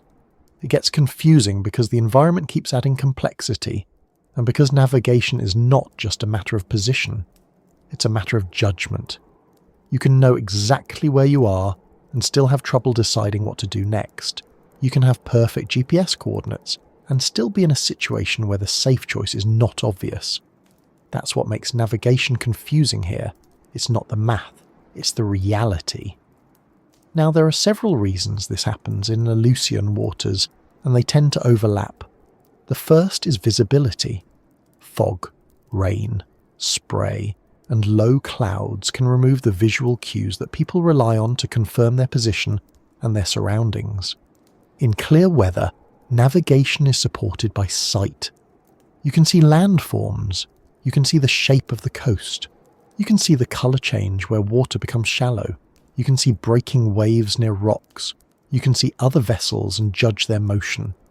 In poor visibility, that support disappears. Now you're relying on instruments, and instruments require interpretation. Radar shows you shapes and contacts, but you have to decide what they are.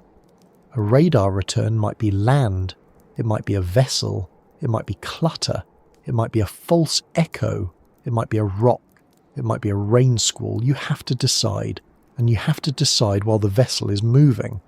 This is one reason navigation gets confusing. It becomes more mental work. Now, another reason is that the Aleutians are full of land.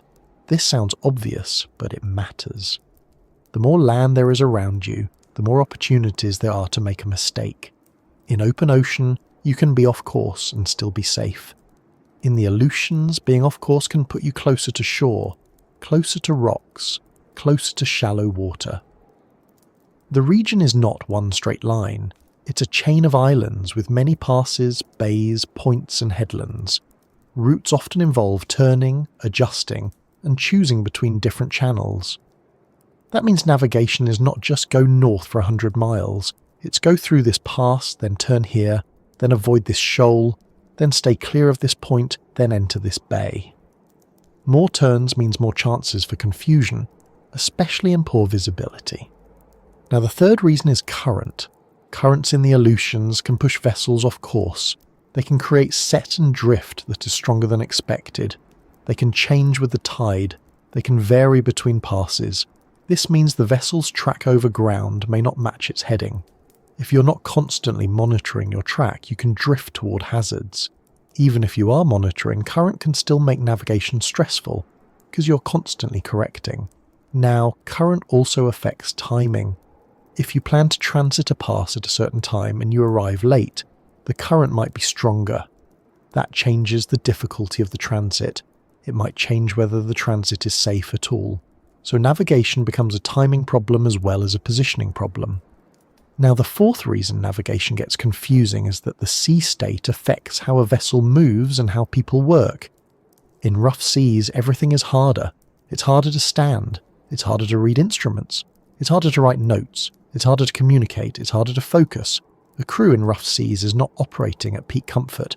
Even in the wheelhouse, motion affects the body. People get tired. They get tense. They make slower decisions.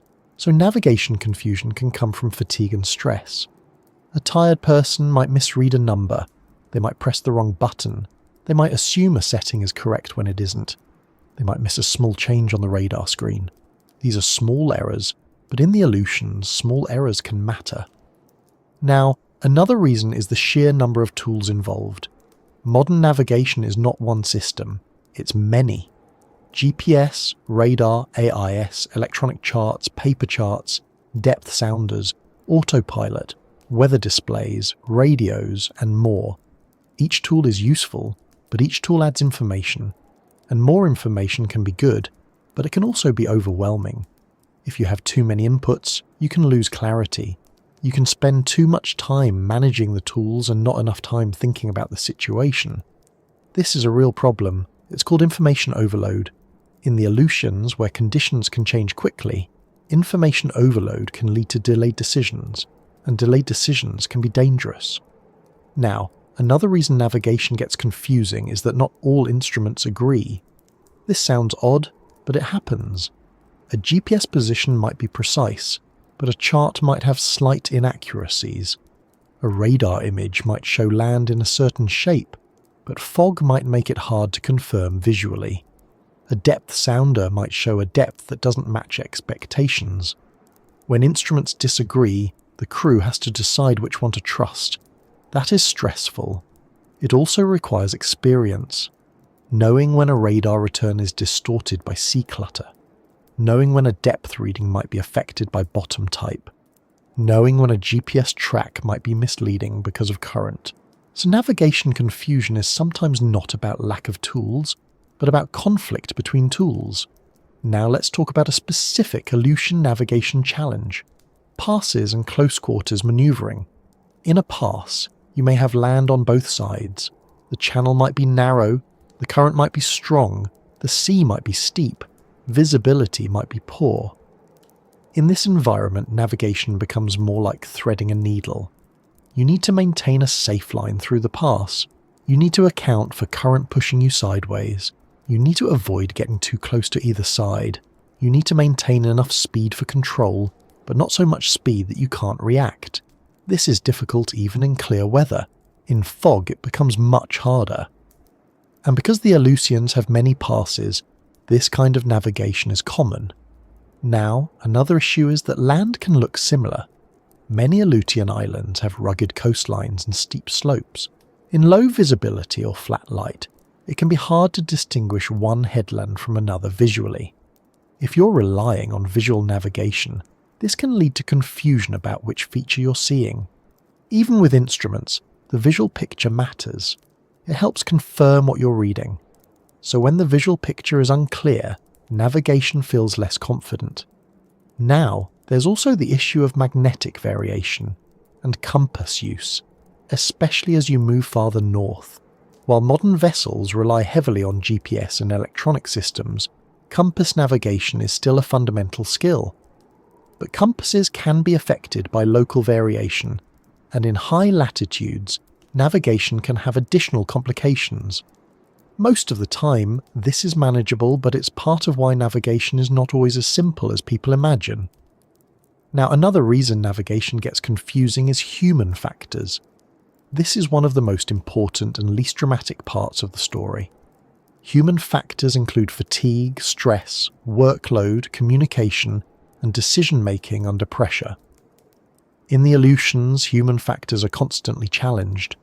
A crew might be working long hours, they might be cold, they might be dealing with rough seas, they might be trying to meet a schedule, they might be monitoring multiple systems.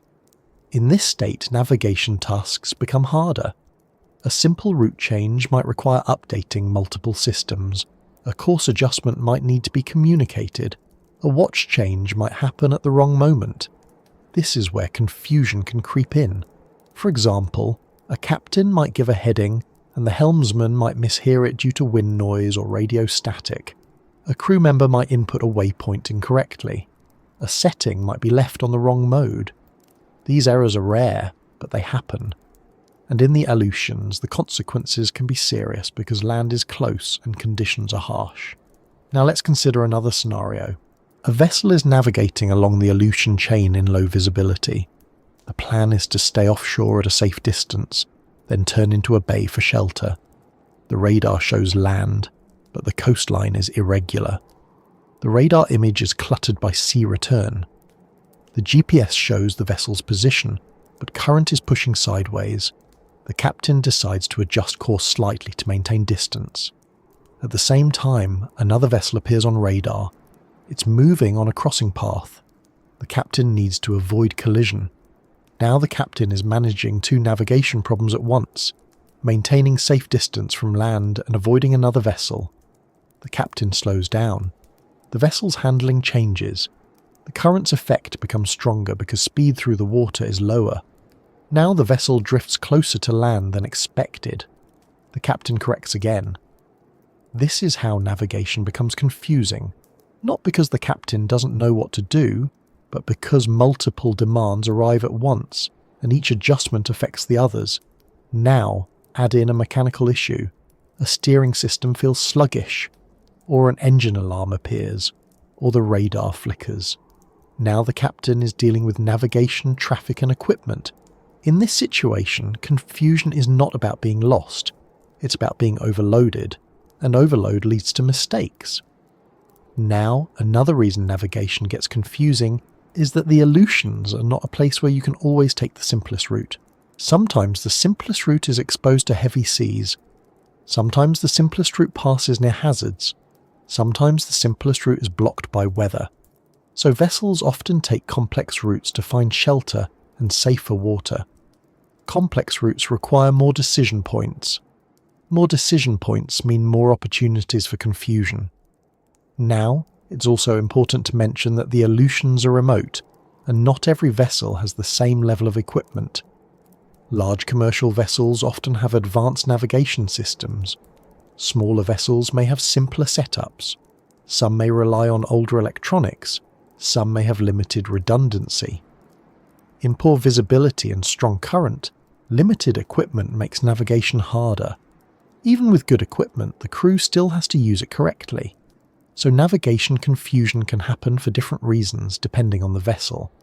Now, the Aleutians also create a unique kind of stress because of the consequences of mistakes. When you know that a navigation error could put you on rocks, the mental pressure increases. That pressure can make people overthink. It can make them hesitate. It can make them second guess. Second guessing is not always bad. It can prevent mistakes, but it can also slow decision making. And slow decision making can be dangerous when conditions are changing quickly. So navigation confusion is sometimes a product of caution. People are trying to do the right thing, but the environment is moving faster than their comfort. Now, one of the most important ways to reduce navigation confusion is good bridge resource management. That means clear communication, clear roles, proper watchkeeping, cross-checking instruments, sharing information, encouraging people to speak up. In the Aleutians, good teamwork on the bridge is critical, because no single person can manage everything alone for long periods, especially in poor visibility and rough seas. But even with good teamwork, the environment can still create confusing situations. Now let's connect this back to the question, what still goes wrong? Navigation confusion contributes to groundings, collisions, and near misses. It contributes to route errors that put vessels in worse sea conditions than planned. It contributes to delays that cause vessels to miss weather windows. It contributes to stress and fatigue, which then affect other tasks. And because the Aleutians amplify the consequences of mistakes, navigation confusion is a recurring problem. Now, as we move forward, we're going to shift from navigation and environment to the work itself. Because the Aleutians are not just a place people pass through, they are a place people work. Fishing especially is one of the main reasons vessels operate here, and it comes with its own set of risks. Cold, heavy gear, rough seas, and long hours create a situation where even small mistakes can cause serious injuries. So next, we're going to talk about fishing work in Aleutian waters and why it remains cold, heavy, and unforgiving. Fishing in Aleutian waters is not the kind of work you do casually. It isn't a weekend hobby with calm water and a cooler of snacks. It's industrial work in a cold environment, with heavy gear, hard surfaces, sharp edges, and an ocean that doesn't wait for anyone to catch their breath. When people talk about the danger of fishing, they often focus on storms and sinking. Those things happen, and they matter. But the day-to-day risk comes from something more ordinary: the work itself. Fishing in the Aleutians is cold, heavy, and unforgiving, and it stays that way even when the weather is not too bad. This is one of the most consistent answers to the question of what still goes wrong in Aleutian waters. Because even if a vessel navigates perfectly, even if the forecast is accurate, even if the sea is manageable, fishing is still a job where the margin for error is small. You are working with moving machinery. You're working with tensioned lines. You're working with loads that can crush. You're working on a deck that moves under your feet. You're working in cold air that makes everything harder. And you're doing it for long hours. So even before we talk about dramatic emergencies, it's important to understand that fishing is a constant exposure to risk. Now let's start with the physical environment, because it shapes every task. Cold is not just discomfort. Cold changes how your body works. Hands lose dexterity, fingers become stiff, grip strength decreases, reaction time slows, numbness makes it harder to feel what you're holding. Thick gloves protect you, but they also reduce precision. In warm conditions, tying a knot is routine. In cold conditions, tying a knot can become frustrating. Your fingers don't cooperate. The rope feels stiff. The deck is wet. The wind is blowing. The vessel is moving. That frustration matters because frustration leads to rushing. People rush because they want to finish. They rush because they want to get out of the wind. They rush because they want the job done. And rushing leads to mistakes. So cold increases risk by making tasks harder and by pushing people toward shortcuts. Now, the deck itself is part of the problem. Fishing decks are working surfaces. They are not designed for comfort. They are designed to handle gear, catch, and heavy loads. The deck is often wet. It can be coated with fish slime. It can have ice. It can have scattered equipment. It can have hoses, lines, and tools. Even in calm seas, a wet deck is slippery. In rough seas, it becomes dangerous. People slip. People stumble. People fall. A fall on land might be embarrassing. A fall on a fishing deck can be serious. You can hit metal. You can hit machinery. You can be thrown into a line. You can go overboard. So one of the most common things that still goes wrong in fishing work is simply people getting hurt doing normal tasks. Now let's talk about gear, because fishing gear is heavy and it moves. There are nets, pots, lines, winches, blocks, cranes, and all kinds of machinery designed to haul things out of the sea. This machinery is powerful. It has to be. It's lifting heavy loads. But power is dangerous when humans are close. A winch doesn't care if your hand is in the wrong place. A line under tension doesn't care if you're standing where it will snap back. A swinging pot doesn't care if you misjudge its path. Fishing is full of pinch points, places where a body part can be caught between moving objects.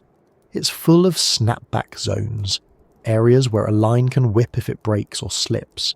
It's full of moments where timing matters, and in the Aleutians, those moments happen in cold, rough conditions. Now, one of the most dangerous things on a fishing vessel is a line under tension. Lines are used to haul gear. They take loads, they stretch, they store energy.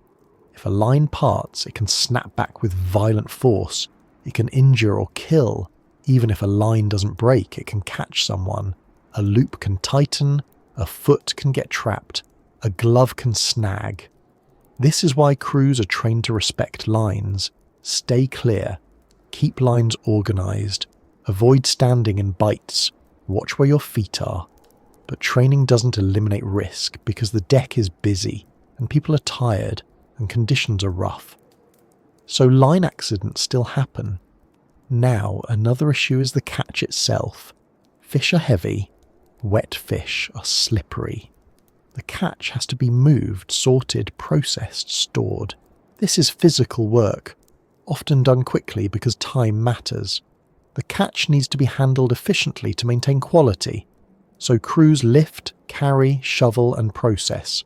Repetitive heavy work leads to strains and injuries, back injuries, shoulder injuries, knee injuries. Cold makes these worse because muscles are tighter and less flexible. So fishing work causes injuries even without any dramatic incident. Now, add the motion of the vessel. In calm seas, you can plant your feet and lift with control. In rough seas, the deck moves under you. You might lift a load, and then the vessel rolls. Now your balance shifts while you're holding weight. Your body twists. Your muscles strain. This is how people get hurt. The Aleutians don't need to throw a crew member across the deck to cause injury. They only need to create enough irregular motion to make a normal lift unsafe. Now, another factor is the length of shifts. Fishing often involves long hours. Work doesn't always stop because it's night. Work doesn't always stop because people are tired. There are schedules, there are quotas, there are seasons, there are windows of opportunity. So crews work. Fatigue builds. Fatigue reduces tension. It reduces coordination. It reduces patience. It reduces judgment. A tired person is more likely to slip, more likely to misjudge a moving load, more likely to forget a step, more likely to stand in the wrong place. Fatigue also affects communication. People become quieter, or they become short-tempered, or they stop explaining things clearly. So fatigue increases risk in a way that spreads across the whole operation. Now let's talk about weather exposure. Fishing work often requires being on deck, exposed to wind, spray and cold. Spray soaks clothing. Wind pulls heat away. Rain and snow add discomfort. If clothing becomes wet, hypothermia risk increases. Even if hypothermia doesn't occur, cold stress reduces performance. Hands become numb. Faces become stiff. People become slower. So the environment makes work harder, which makes fatigue worse, which makes mistakes more likely. Now, another major problem in Aleutian fishing is icing. In cold, windy conditions, spray can freeze on deck and on gear. Ice makes surfaces slippery. It adds weight to gear. It makes lines stiff. It makes machinery harder to operate. Ice can also build on the vessel's structure. Railings, superstructure, antennas. This affects stability. Fishing vessels often have high loads and gear on deck. Adding ice weight above the centre of gravity makes the vessel more top-heavy. This is dangerous. So icing is not just an inconvenience. It is a serious stability issue. And when icing begins, crews may need to chip ice away, which is dangerous work in itself.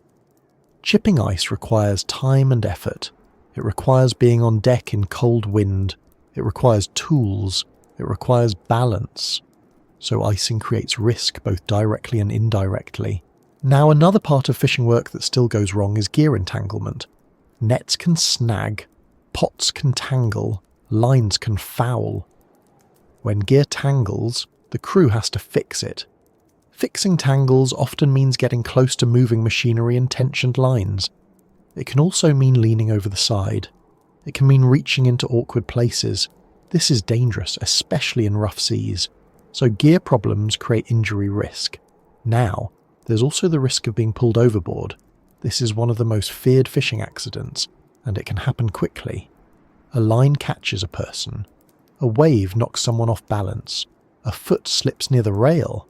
A crew member leans too far. A sudden lurch happens at the wrong moment. Cold water immersion is extremely dangerous. In Aleutian waters, the water is cold enough to cause cold shock, rapid loss of coordination, and hypothermia. Survival time without protection can be short. Even with survival suits, rescue has to happen quickly. So overboard accidents are serious. And because fishing work happens close to the edge, they remain a risk. Now, another issue is that fishing vessels often operate in poor visibility. Fog, darkness, and weather can reduce sight. This makes deck work harder. It makes it harder to see lines and gear. It makes it harder to coordinate. It also increases collision risk with other vessels, because fishing grounds can have multiple boats working in the same area. So fishing work is not isolated. It happens in a busy environment. Now, one of the most difficult things about fishing safety is that the job requires people to accept risk as normal. You can't remove all danger. You can only manage it. So crews develop habits. They develop routines. They develop ways of working that are efficient. Efficiency matters because fishing is a business. But efficiency can also create complacency. When you do something every day, it feels normal. You stop thinking about the risk. You assume it will go fine because it usually does. This is where accidents happen. A crew member steps into a snapback zone because they've done it before and nothing happened. A crew member skips a safety step because it saves time. A crew member works through exhaustion because the job needs to be done. And most of the time, they get away with it. Until they don't. This is why fishing remains unforgiving. It allows mistakes to go unnoticed until the moment they matter. Now, let's talk about the vessel itself, because fishing vessels have unique stability challenges. Fishing vessels carry gear on deck. They carry catch. They may carry fuel and supplies. The weight distribution changes during operations. When you haul gear, weight comes up from the water and onto the deck. When you store catch, weight shifts. When you process catch, weight moves. In rough seas, shifting weight affects stability. If gear is not secured properly, it can move. If catch is stored unevenly, it can create list. If water accumulates on deck, it can slosh. All of these factors affect how the vessel responds to waves. So fishing work changes the vessel's stability profile constantly. That means the crew has to pay attention not only to the sea, but to the vessel's condition. Now, another factor is that fishing vessels often operate close to shore or in areas with complex terrain. They may work near reefs, shoals, and islands. They may need to navigate through passes to reach fishing grounds. This adds navigation risk on top of work risk. A fishing vessel might be focused on hauling gear while also needing to maintain safe position. That's a lot of demands at once. Now, let's consider a typical Aleutian fishing day. The crew wakes up in cold air. The vessel is moving. The deck is wet. The sea is not calm. They begin work. They haul gear. They handle lines. They sort catch. They process. Hours pass. The vessel rolls. The wind shifts. Fog comes and goes. The crew is tired, but the work continues. A line tangles. A pot swings. A wave hits. Someone slips. It doesn't have to be a huge wave. It doesn't have to be a storm. It just has to be enough to change timing. This is how accidents happen. Not always from extreme events, but from normal work in hard conditions. Now, it's also important to mention that fishing work is not only physically demanding, it is mentally demanding. Crew members have to watch machinery. They have to coordinate. They have to communicate. They have to maintain awareness of where lines are, where loads are, where other people are. In rough seas, this mental work becomes harder. People get tunnel vision. They focus on their own task and lose awareness of the bigger picture. This is another way accidents happen. Someone is focused on one thing and misses another. Now, why does this still go wrong, even with safety training and regulations? Because regulations and training reduce risk, but they don't change the environment. They don't make the deck dry. They don't make the sea calm. They don't make the gear lighter. They don't make the shifts shorter. They help people manage risk, but the risk remains. And in the Aleutians, risk is always close. Now, as we move forward, we're going to shift from the work itself to the human factor that connects everything we've discussed so far. Fatigue, decision-making, and the small mistakes that happen when people are tired. Because the Aleutians don't just challenge vessels, they challenge people. And one of the most common ways things still go wrong is not a storm or a mechanical failure, but a human moment, a small error, a missed step, a decision made with less attention than it deserved. So next, we're going to talk about ships, fatigue, and the human margin for error. A ship can be strong. It can be built from steel thick enough to feel permanent. It can have engines that push through heavy seas. It can have navigation systems that track position down to a few meters. It can have radios that reach across oceans. It can have pumps, backups, alarms, and redundancies. But no ship is stronger than the people operating it. Not because people are weak, but because people have limits. Fatigue is one of the simplest limits, and in Aleutian waters, fatigue is one of the most consistent reasons things still go wrong. It's not glamorous. It doesn't look dramatic in a photo. It doesn't make a loud sound. It doesn't show up on radar. It shows up in small changes, a slower reaction, a missed detail, a hand that slips, a decision that gets delayed, a choice that gets made without fully thinking it through. In a forgiving environment, those small changes might not matter much. In the Aleutians, they can. Because this region demands attention for long stretches of time. It demands physical work in cold conditions. It demands constant adjustment to weather, sea state, current, and visibility. And when people get tired, the margin for error shrinks. That is the human margin for error, and it's not fixed. It changes with sleep, stress, cold, workload, and time. In Aleutian waters, it often gets smaller. Now, fatigue at sea is not the same as fatigue on land. On land you can be tired, but you still have stable ground, you still have a quiet environment, you still have a normal day-night cycle, you still have the ability to stop and rest. At sea, especially in rough conditions, rest is not guaranteed. The vessel moves, it rolls, it pitches, it vibrates, it makes noise, it changes speed, it changes direction. Even when you're off duty, your body is still working to stay balanced. Your brain is still processing motion. So sleep at sea is often lighter and less restorative. In calm conditions, crews can rest better. In rough Aleutian conditions, rest can become difficult. And that's where fatigue begins to build. Now, fatigue doesn't always arrive as obvious exhaustion. Sometimes it arrives as a quiet dullness. You feel normal, but your attention isn't as sharp. You feel fine, but you forget small things. You feel okay, but you're slower to respond. This is dangerous because it hides. People don't always realize how tired they are until they make a mistake, and once the mistake happens, you can't take it back. Now, the Aleutians create fatigue in several ways. The first is long hours. Many operations in this region involve extended work periods, fishing seasons, transits between distant ports, long watches, night operations. Even on well-managed vessels, the work can be demanding, and when schedules tighten, rest becomes shorter. Now, the second fatigue factor is motion. As we talked about earlier, Aleutian seas can be confused and irregular. That irregular motion forces the body to constantly adjust.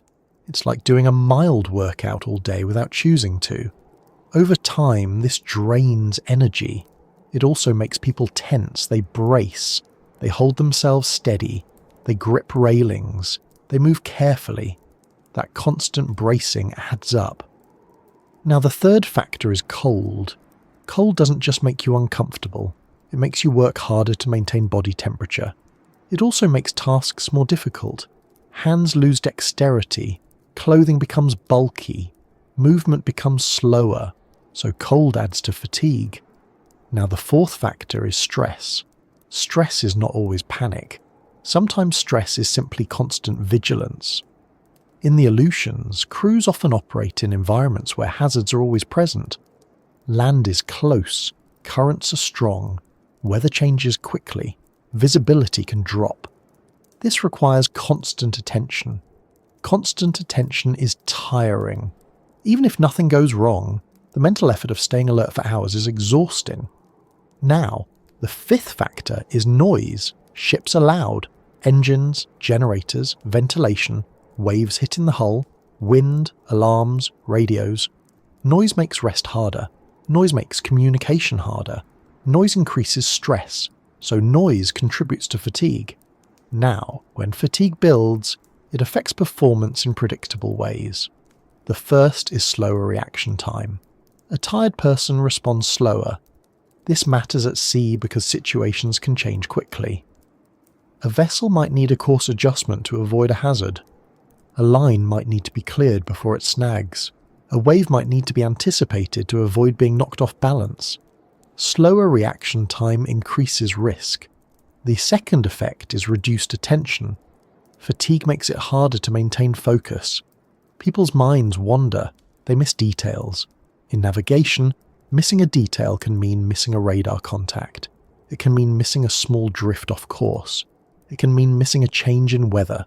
In deck work, missing a detail can mean missing a line under tension.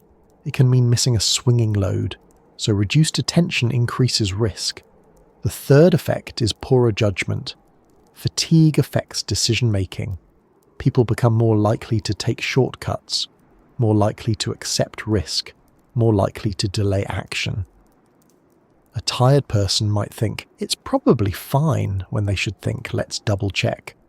A tired person might push forward when they should slow down. So fatigue changes risk tolerance. The fourth effect is communication problems. Tired people communicate less clearly. They speak less. They assume others understand. They become irritated. Miscommunication at sea is dangerous. It can lead to wrong actions, so fatigue increases the chance of teamwork breakdown. Now, one of the most important things about fatigue is that it compounds. If you have one bad night of sleep, you might recover the next day. If you have several nights of poor sleep, you don't recover. You accumulate a sleep debt. In the Aleutians, where rough seas can last for days, sleep debt can build quickly. Then, even if conditions improve, the crew is still tired. So the risk remains. Now, fatigue also interacts with other hazards. Fog plus fatigue is worse than fog alone. Strong currents plus fatigue is worse than current alone. Rough seas plus fatigue is worse than sea state alone. Cold plus fatigue is worse than cold alone. So fatigue amplifies everything. This is why it's such a central part of what still goes wrong. Now let's talk about the human margin for error. The margin for error is the space between normal operation and failure. In calm conditions, the margin is larger. You can make small mistakes and correct them. In harsh conditions, the margin is smaller. Small mistakes can lead to serious outcomes. The Aleutians reduce the margin for error because the environment is unforgiving. Land is close. Weather changes quickly. Currents push. Waves pound. So even a small mistake can matter. Now consider a simple example. A vessel is navigating near a pass. The captain is tired. The watch is long. Visibility is reduced. The captain intends to adjust course slightly to maintain distance from shore, but the captain delays the adjustment by a few minutes because they are focused on something else. In open ocean, that delay might not matter. In a narrow channel with strong current, that delay might put the vessel closer to danger. Now the captain has to correct more sharply. A sharper correction in rough seas might cause rolling. Rolling might shift cargo. A shifted load might create a list. Now the situation is worse. This is how small fatigue-related delays can cascade. Now another example. A deck crew is hauling gear. A crew member is tired. Their hands are cold. Their attention is slightly reduced. They step into a line bight without realizing it. The line tightens. Now the crew member is at risk of being pulled. The crew reacts. They stop the winch. They free the line. Maybe they get lucky. Maybe they don't. The difference between a near miss and a tragedy can be seconds. Fatigue makes those seconds harder to win. Now, it's important to say that fatigue is not always the crew's fault. Sometimes it's built into the job. Fishing seasons require long hours. Weather windows require movement at specific times. Delays can have economic consequences, so crews sometimes push themselves because the work demands it. That doesn't mean fatigue is acceptable. It means it's a systemic risk. Now, fatigue also affects captains and officers. Bridge watch is mentally demanding. It requires constant monitoring. It requires decision-making. It requires staying alert. In poor visibility and rough seas, the workload increases. If a captain is also dealing with administrative tasks, communications, and operational decisions, the mental load is heavy. So fatigue affects leadership. And when leadership is tired, the whole vessel's safety can be affected. Now, there's another human factor that interacts with fatigue: routine. Routine can be helpful. It makes work efficient. It makes tasks predictable. But routine can also hide risk. When you do the same thing many times, you stop thinking about it actively.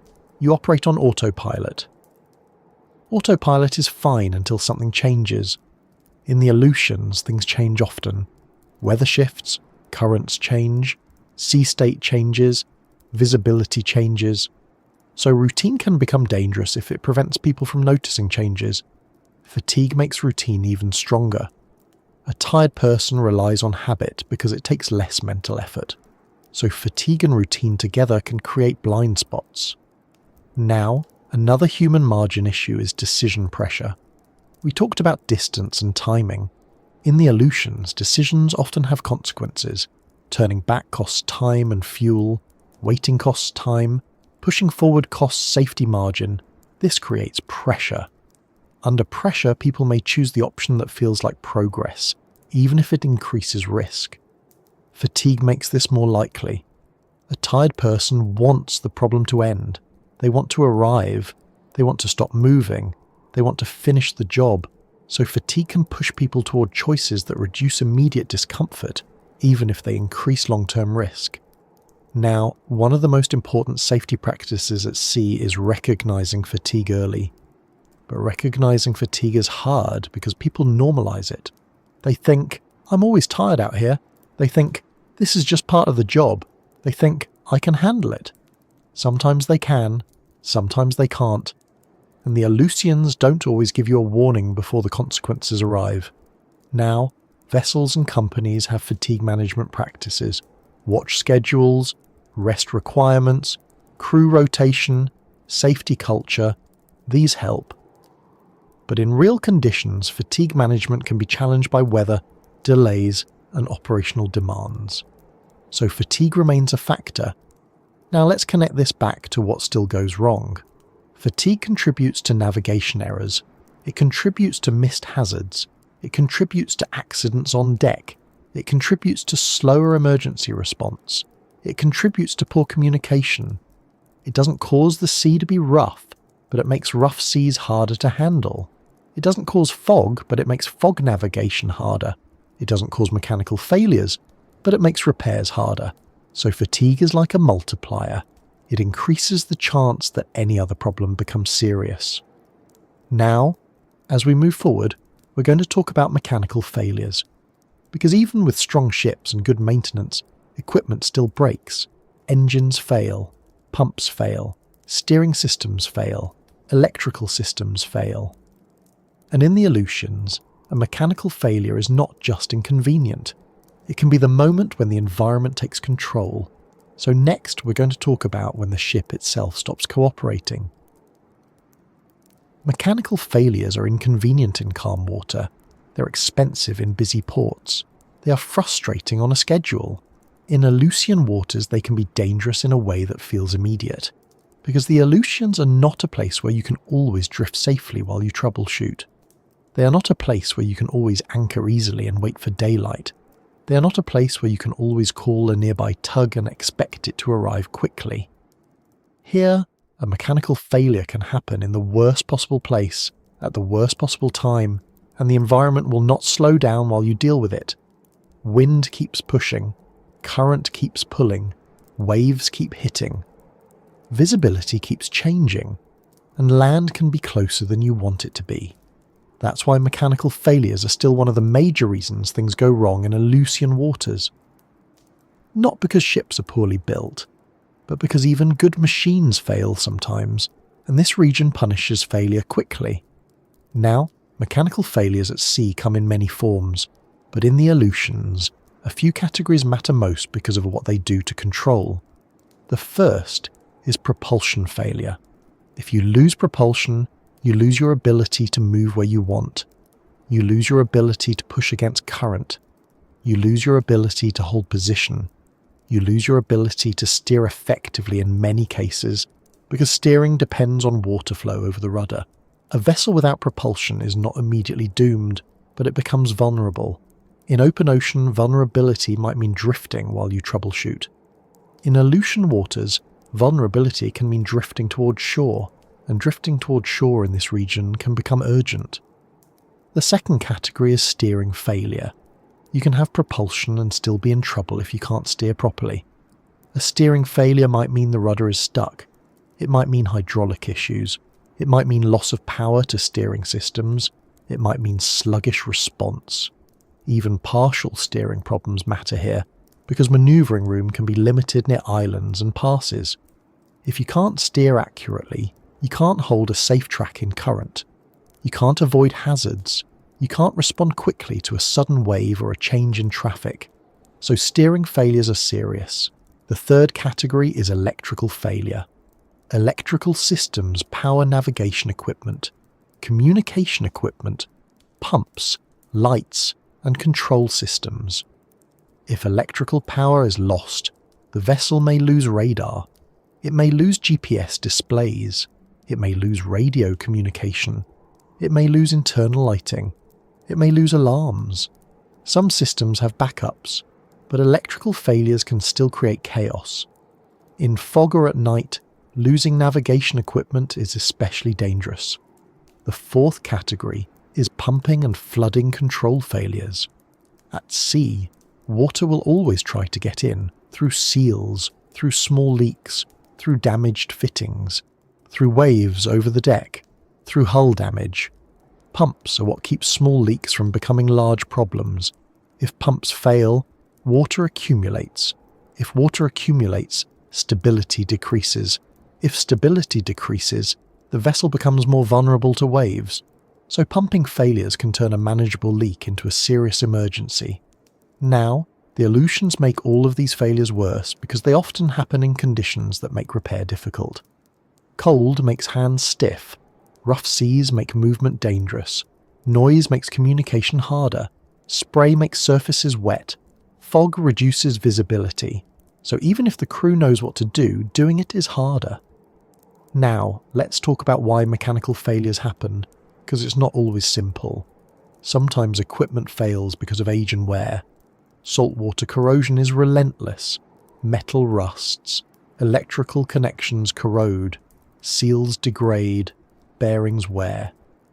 The Aleutians are cold and wet, which accelerates some kinds of wear. Vibration is another factor.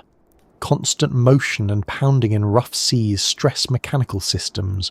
Mounts loosen. Fasteners shake. Components fatigue. So even well-maintained vessels experience wear. Sometimes failures happen because of maintenance limitations. Not every repair can be done immediately. Not every part is available. Not every issue is obvious until it becomes serious. In remote regions, vessels may operate far from repair yards. They may need to keep working with small issues until they can reach a port. This is not ideal, but it's reality. Sometimes failures happen because of sudden damage. A wave slams into the bow and damages a fitting. A piece of debris strikes the hull. A line fouls the propeller. Ice builds on equipment and causes strain. These failures are not about neglect, they are about environment, and the Aleutians are good at creating sudden damage. Now, one of the most dangerous mechanical failures in Aleutian waters is propulsion loss near land. This is the nightmare scenario. The vessel is moving along the chain, maybe near a pass or a headland. The wind is pushing towards shore, the current is setting sideways, the sea is rough, then the engine stops. It might be sudden. A loud alarm, a drop in vibration. The sound changes. The vessel begins to lose speed. At first, you might still have momentum. The ship keeps moving forward for a while, but without propulsion, that forward motion fades. Now, the vessel begins to drift. Drift is not always dramatic at first. It can feel slow. But in strong current and wind, drift can be surprisingly fast. The crew has to respond immediately. They try to restart the engine, they check fuel, they check filters, they check alarms, they check cooling systems. They might send someone to the engine room. They might deploy an anchor if depth allows. They might prepare emergency signals. All of this happens while the vessel is still moving, still being pushed, still getting closer to whatever is downwind or down current. This is why propulsion failure is so dangerous here. It creates a time limit. You don't have unlimited time to troubleshoot. You have the amount of time it takes to drift into danger. Now, sometimes the restart works quickly. The engine coughs back to life. Power returns. The vessel regains control. Sometimes it doesn't. If it doesn't, the crew may have to anchor. Anchoring sounds simple, but it isn't always possible in Aleutian waters. Depth can be too great. Bottom type can be poor. Wind and current can make anchoring difficult. The vessel might be too close to hazards to deploy safely. Even if the anchor sets, it can drag. So anchoring is not a guaranteed solution. If the anchor drags, the vessel continues to drift. Now, if the vessel cannot anchor and cannot restart, it becomes a drifting object in a harsh environment. That is when mechanical failure becomes a crisis. Now, another worst-case mechanical failure is steering loss in a pass. In a pass you might have strong current, steep waves and limited room. If steering fails, the vessel might yaw. It might be pushed sideways. It might turn broadside to waves. Being broadside in steep seas is dangerous. It increases rolling. It increases the chance of taking water on deck. It increases stress on the vessel, so steering loss in a pass is urgent. The crew might attempt to steer using engines. If the vessel has multiple engines or thrusters, they might use differential thrust. They might use emergency steering systems. But emergency steering is not always quick. It can require manual work. It can require access to equipment. In rough seas, that manual work is dangerous, so steering failures can escalate quickly. Now, electrical failures create a different kind of worst-case situation. Imagine you are in fog near land. You're relying on radar and GPS. Then the power goes out. The screens go dark. The radar stops. The lights flicker. Now the crew is blind, not because of fog alone, but because the tools are gone. Some vessels have backup power, emergency generators, and battery systems. But switching to backups takes time. And time is exactly what you don't want to lose in a close-quarters situation. So electrical failure in poor visibility is dangerous. It can lead to navigation errors, collisions, or grounding. Now, pumping failures are another worst-case scenario, especially when combined with damage. If a vessel is taking water, pumps are critical. If pumps fail, water rises.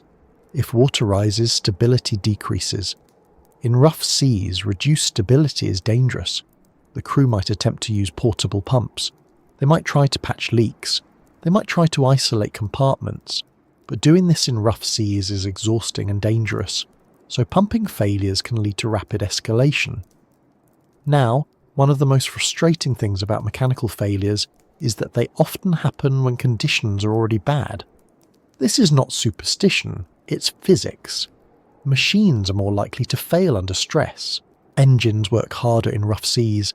They experience more load changes.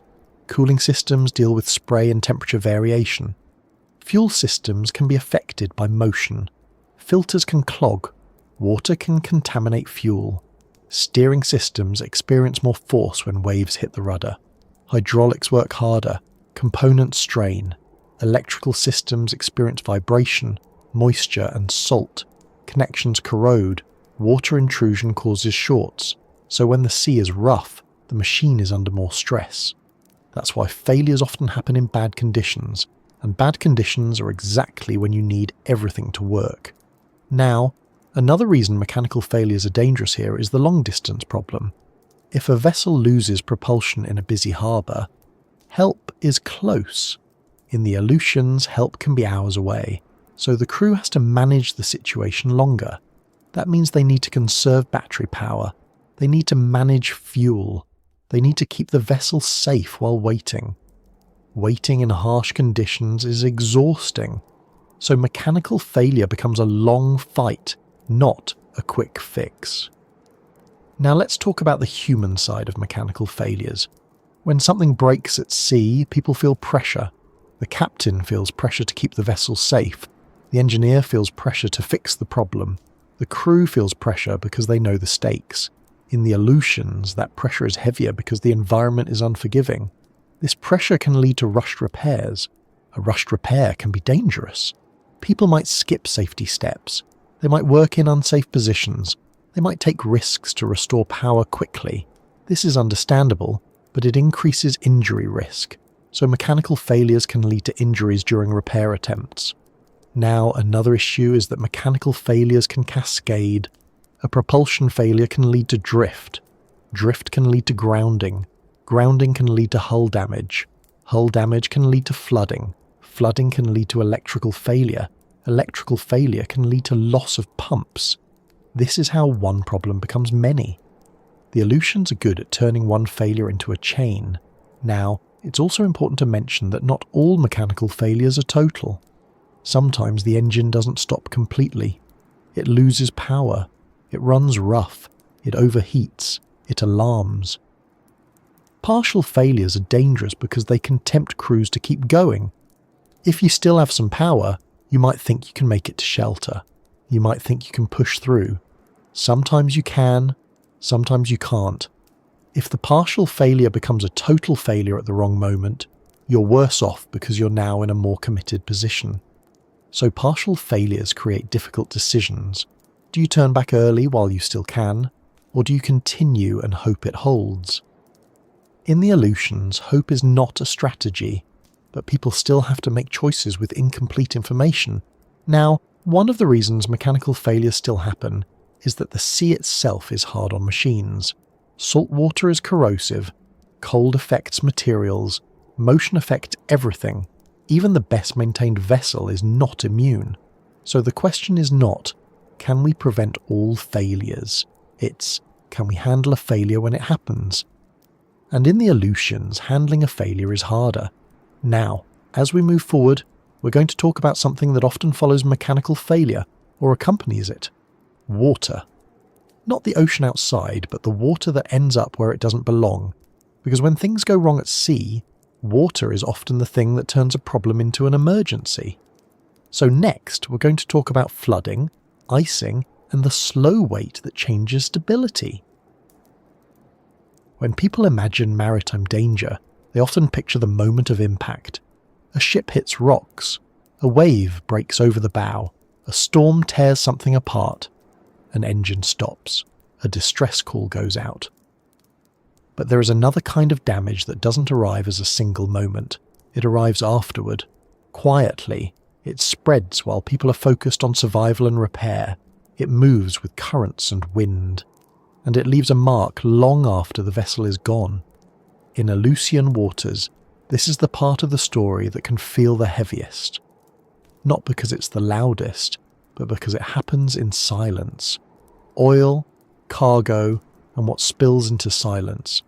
This is one of the reasons things still go wrong here, and it's one of the reasons the consequences can feel larger than the incident itself. Because in remote waters, a spill is not just a mess. It is a long problem in a place where cleanup is hard, response is slow, and the environment is fragile. Now, not every incident leads to a spill, and not every spill is huge. But the risk remains, and the Aleutians are a place where the cost of a spill is high. There are several reasons for that. First, the region is remote. If oil spills in a busy harbour, response can be quick. Booms can be deployed, skimmers can arrive, teams can mobilise, equipment can be brought in. In the Aleutians, response is slower. It takes time for specialised vessels and crews to arrive. It takes time to transport equipment. It takes time to coordinate. And during that time, the spill spreads. Second, the weather and sea conditions make containment difficult. Booms work best in calmer water. Skimming works best when the surface is manageable. In rough seas, oil mixes into the water. It breaks into patches. It spreads over a larger area. Wind and waves push it. Currents pull it. So even if response arrives, the environment can make cleanup difficult. Third, the coastline is complex. The Aleutian Islands have rocky shores, bays, inlets, and countless places where oil can collect. Oil can be pushed into sheltered coves and trapped. It can coat rocks. It can seep into crevices. This makes cleanup harder. Fourth, the region supports wildlife. The Aleutians are home to seabirds, marine mammals, fish, and ecosystems that depend on clean water. Oil affects feathers, it affects fur, it affects food chains, so the environmental impact can be severe. Now, oil spills are the most obvious concern, but cargo spills matter too. Cargo can include containers, equipment, fishing gear, and materials that can harm the environment or create hazards for other vessels. A lost container can become a floating hazard. It can damage other ships. It can wash ashore. It can break apart and scatter debris. Fishing gear can become ghost gear. Nets and lines can drift and entangle wildlife. They can continue catching fish without anyone retrieving them, so cargo spills create long-term hazards. Now, one of the most unsettling things about spills is that they often happen when the crew is already overwhelmed. A vessel grounds. The hull is damaged. Water enters. The crew is pumping. The captain is coordinating. The sea is rough. In that moment, the priority is survival. Oil containment becomes secondary.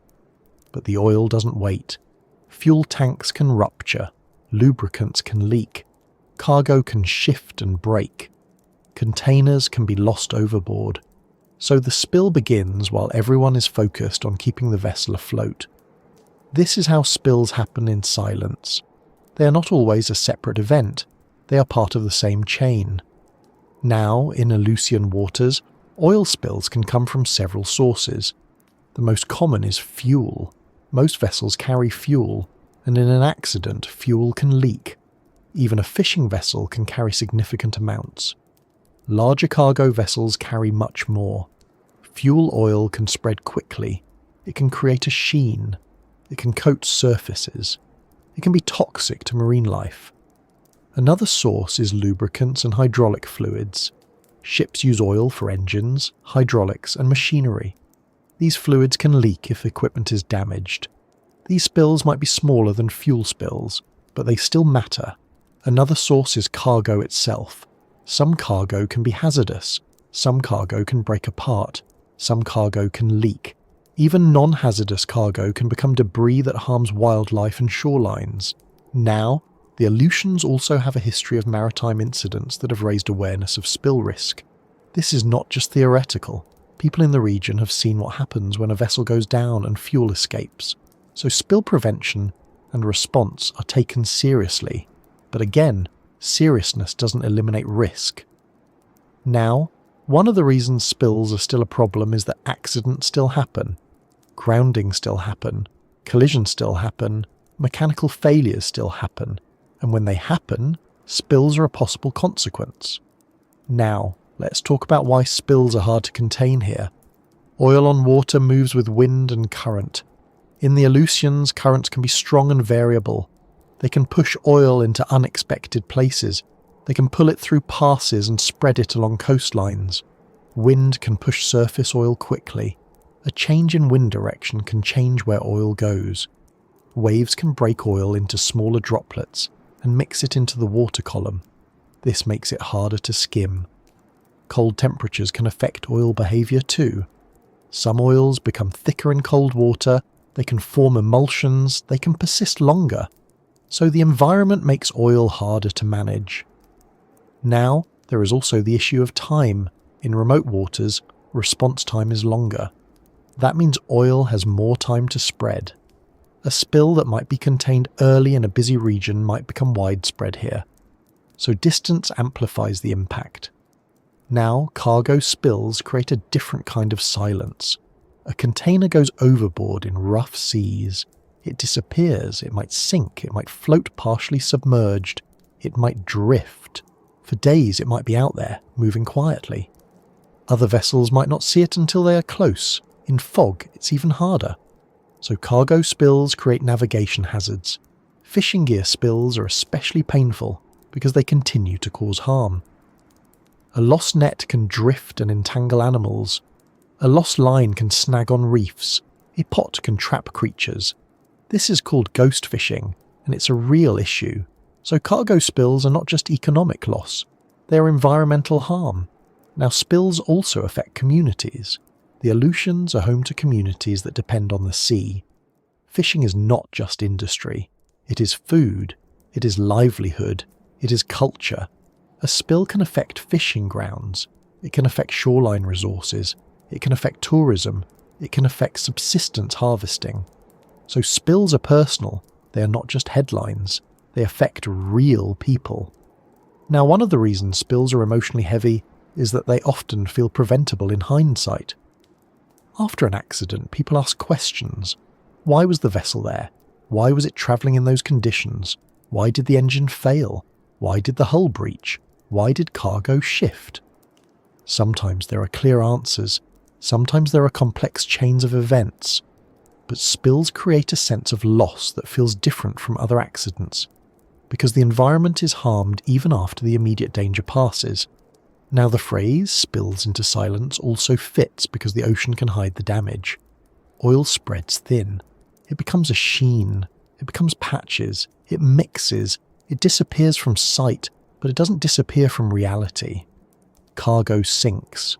It's gone, but it's still there. Debris drifts. It washes ashore later. So the damage can be invisible for a while, and that invisibility makes it feel eerie. Now let's talk about the practical challenges of spill response here. Containment requires equipment. Booms to surround oil. Skimmers to remove it. Absorbent materials. Storage tanks. Support vessels. In remote regions, moving this equipment takes time. It also requires personnel. Trained crews, coordinators, specialists. In rough weather, those crews may not be able to work safely. So spill response can be delayed by the same conditions that caused the accident. This is a harsh reality. Now, another challenge is that some spills happen near rocky shorelines. Rocky shorelines are hard to clean. Oil can coat rocks and seep into cracks. Waves can drive it deeper. Tides can spread it up and down the shore. Cleaning rocky shores is labour-intensive. It can require manual work. It can require pressure washing, which can harm ecosystems if done improperly. So shoreline cleanup is complicated. Now the Aleutians also have sensitive habitats, bird colonies, marine mammal haulouts, fish spawning areas. A spill in the wrong place can affect these habitats, so response has to be careful, not just fast. That adds complexity. Now, let's connect this back to why things still go wrong. Spills are not the cause of most incidents. They are often the consequence, but they matter because they raise the stakes. A mechanical failure is bad. A mechanical failure that leads to a spill is worse. A grounding is bad. A grounding that ruptures fuel tanks is worse. A cargo shift is bad. A cargo shift that loses containers is worse.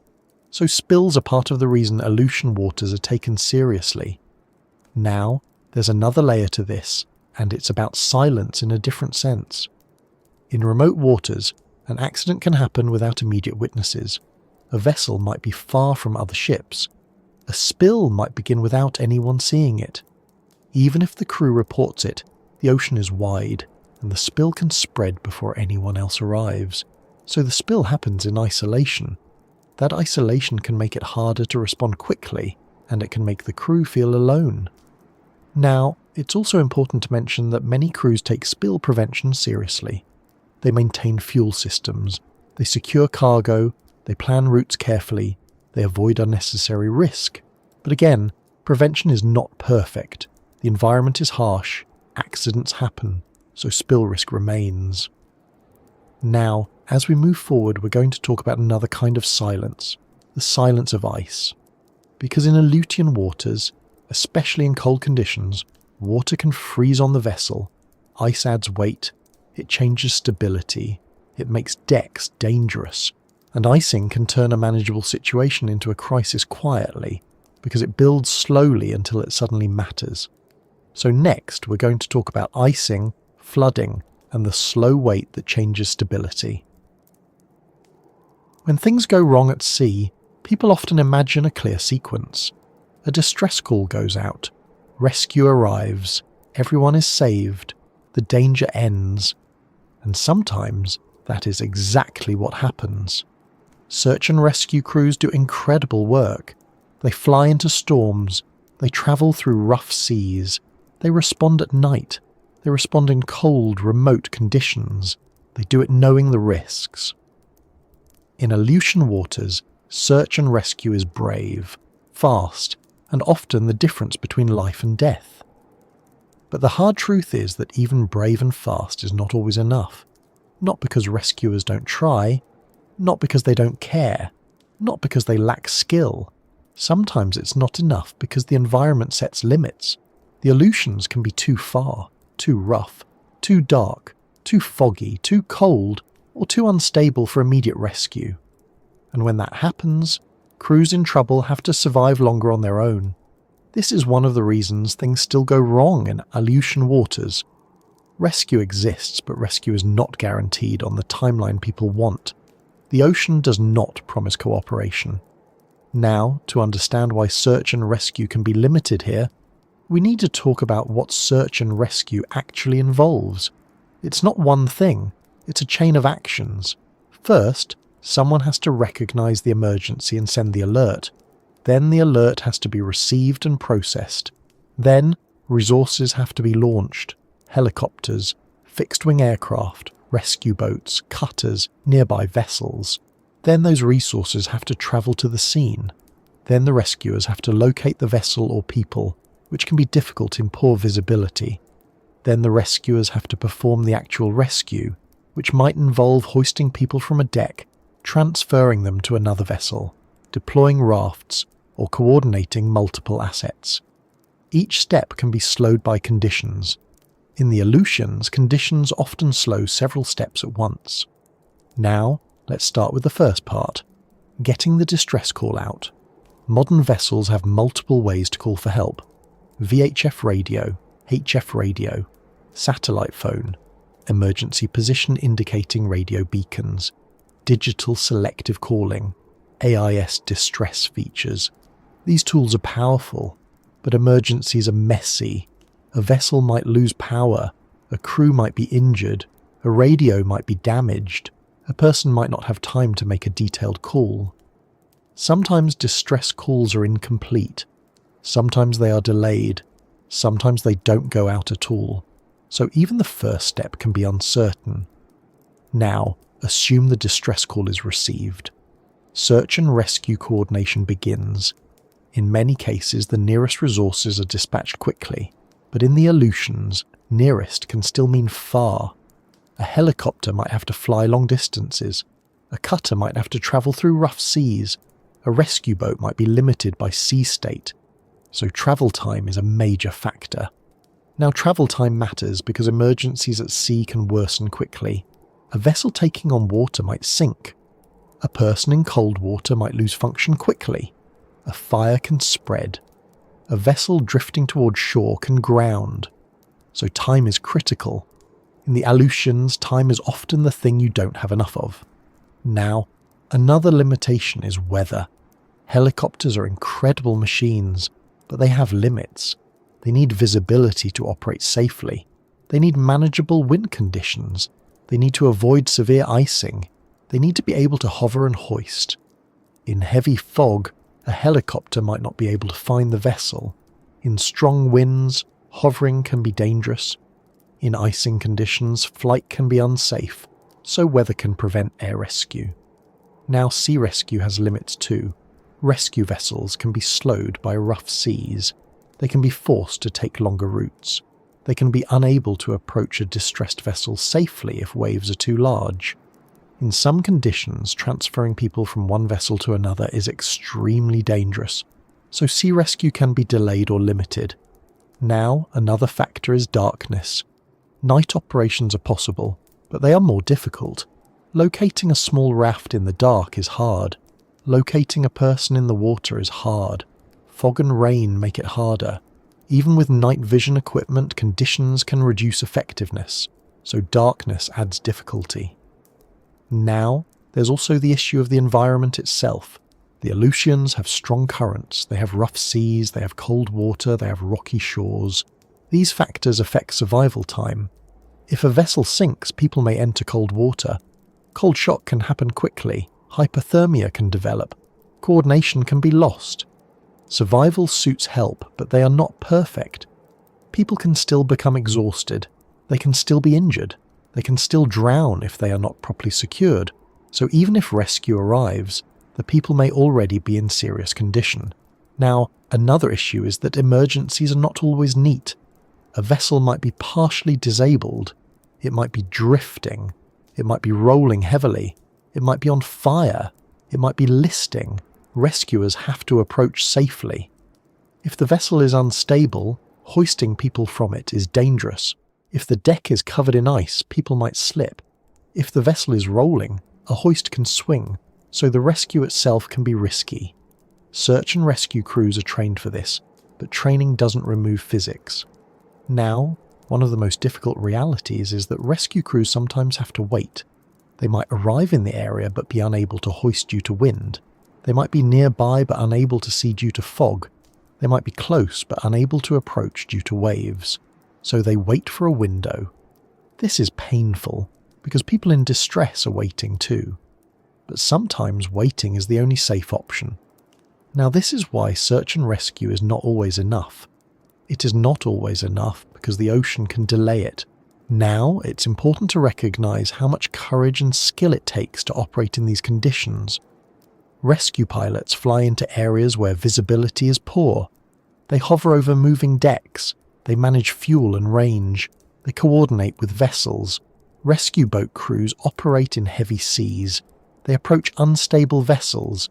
They transfer people in dangerous conditions. They do this because people's lives depend on it.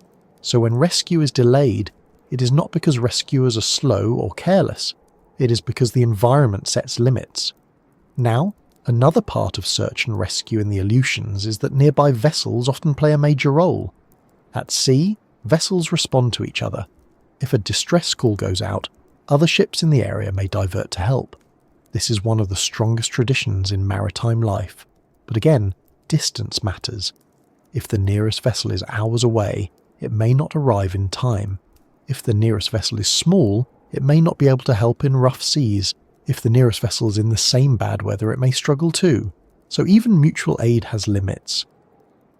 Now, let's talk about survival equipment, because it becomes critical when rescue is delayed. Life rafts, survival suits, EPIRBs, flares, radios, emergency supplies. These tools are designed to keep people alive until rescue arrives. In the Aleutians, they are not optional, they are essential, but even survival equipment has limits. A life raft can be damaged by waves, a survival suit can leak, a person can be injured and unable to use equipment properly, so survival is not guaranteed. Now, one of the reasons search and rescue is not always enough is that some emergencies happen too fast. A vessel capsizes suddenly. A person is swept overboard and not seen. A fire spreads rapidly. In these cases, rescue might not have time. This is why prevention matters so much, because rescue is the last step, not the first. Now, the Aleutians are a region where prevention is difficult because conditions are harsh. But prevention is still the most effective safety measure. Good maintenance, good planning, good training, good decision-making, these reduce the chance that rescue is needed. Now, another hard reality is that rescue crews themselves face risk. They are not immune to the environment. They can be injured. They can have accidents. So rescue operations must be balanced with rescuer safety. This is another reason rescue is not always immediate. Rescuers cannot sacrifice themselves. Now, when we ask what still goes wrong in Aleutian waters, search and rescue is part of the answer in a complicated way. It is a success story in many cases. People are saved, lives are protected. But it is also a reminder that the region is remote and harsh. Even the best rescue system cannot eliminate the danger of being far from help in bad weather. So the existence of rescue does not make the waters safe, it makes them survivable. Now, as we move forward, we're going to talk about the final part of this picture. Because after all the hazards, after all the failures, after all the rescues and near misses, the Aleutians still teach the same lesson. They demand respect. Not fear, not panic, but respect. Respect for weather, respect for current, respect for distance, respect for fatigue, respect for machines and their limits. So next, we're going to talk about what the Aleutians teach crews again and again, and why the lesson still matters. Out here the sea talks, but it doesn't speak in words. It speaks in patterns, in changes in wind direction, in the rhythm of waves, in the depth of currents. And the Aleutians are full of voices most people never hear, because they don't take the time to listen. There's wildlife here in incredible numbers, and they're part of the story. Birds wheel on invisible updrafts above the water. Whales break the surface with great exhalations like ancient breaths. Seals balance motionlessly on the sea until they slip back under, and fish move in schools large enough to change the way sonar looks. All of these creatures follow rules, and those rules are part of the ocean's unspoken language. Wildlife in these waters is not a neutral backdrop. It's one of the first indicators of what the sea is doing. A sudden congregation of birds might signal a bait ball below the surface, and a bait ball often means changing currents or nutrient flows. Fishermen know this. They watch the sky as carefully as they watch their instruments. But for crews passing through, those signs can be subtle, easy to overlook when wind, waves, radar and position all demand attention. These animals live with an instinct tuned over countless generations to the ocean's rhythms that humans only begin to learn through long experience and constant effort. A seabird doesn't need a screen to sense where the food is. A whale doesn't read charts to know where the deep channels are. They follow the water's movements in ways that often go unnoticed by people focused on metal and engines. The ocean's unspoken rules aren't written in manuals, they're felt. They're learned the hard way. You don't read about a tide set against wind and current and instantly know how it will look on deck. You watch it happen, hour after shifting hour, and you learn to interpret the motion. You don't hear a sudden silence from the gulls unless you understand what their feeding patterns mean. And you don't feel the subtle shift in pressure on the hull when ice begins to form unless you've felt it before. Ice is another voice of the sea that speaks softly but with real force. In these latitudes, especially in winter and shoulder seasons, the ocean's cold breath can coat a vessel in a layer of ice that starts small and grows. It doesn't announce itself in a dramatic flash. There's no thunderous crash when ice begins to form. It starts with a fine mist, a crystallization on railings that seems almost pretty. Then it thickens. Then it spreads. What makes ice dangerous is not just the weight it adds, it's the way it changes everything you depended on. Rails that were safe to grip become slick. Lines that were easy enough to handle now feel sticky and stiff. Deck spaces that once offered secure footing turn into polished glass. Layers of ice add weight above the centre of gravity of the vessel, subtly changing how she sits in the water. As that weight increases, the vessel becomes less stable, more prone to roll, slower to right itself. The margin for error shrinks again. Ice builds quietly until suddenly you realise that every movement you make is harder than it should be. You realise that securing gear takes longer, because tools are cold and hands are numb. you realise that communication is more difficult because sprays of freezing mist are blowing in your face and people are pulling collars up and hoods on. You realise that you're collectively tired because every motion requires more effort in cold conditions. This is part of the ocean's unspoken rules. It can change your environment without shouting. You might not notice the first few layers of ice overnight. By morning, you might feel the change in the vessel's motion without immediately understanding why. Only when you look at the rails and see a thick sheen do you connect the sensory changes to the physical reality. Fish, birds, marine mammals, and the sea itself operate within patterns humans sometimes overlook. A pod of whales can indicate deep water and a food source below, but it can also signal shifting tides or changing temperature layers. Fishermen use these signs to refine their work.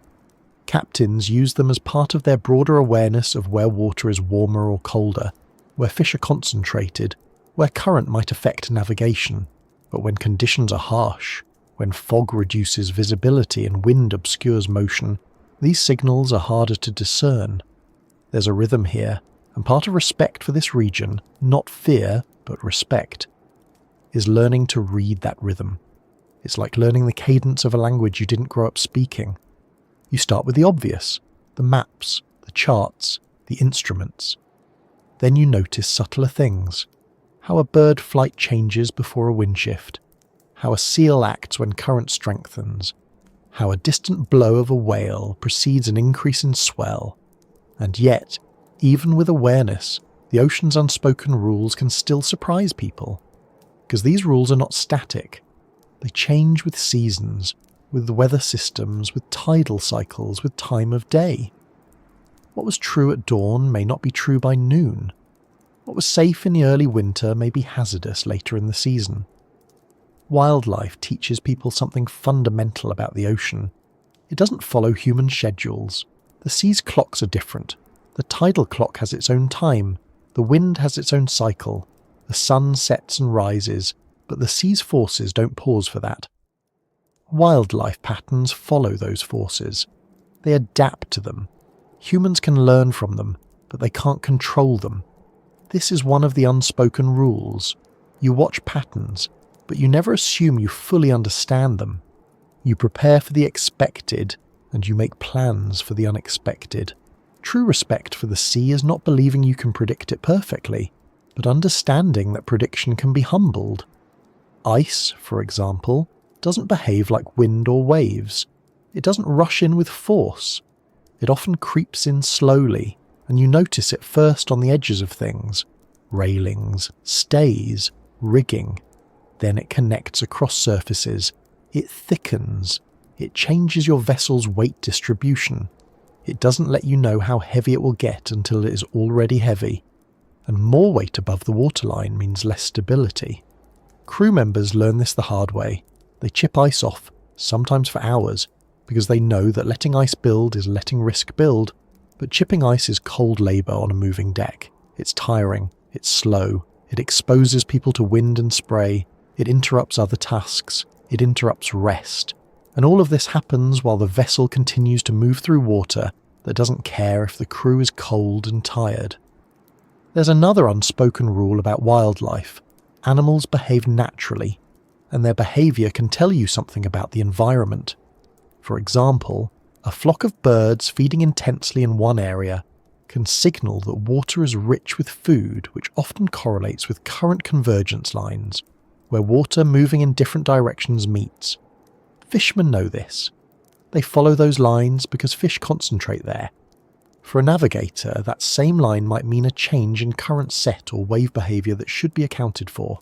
Seals and sea lions can also signal where the transition zones between deep and shallow water are, because they dive in areas with food sources.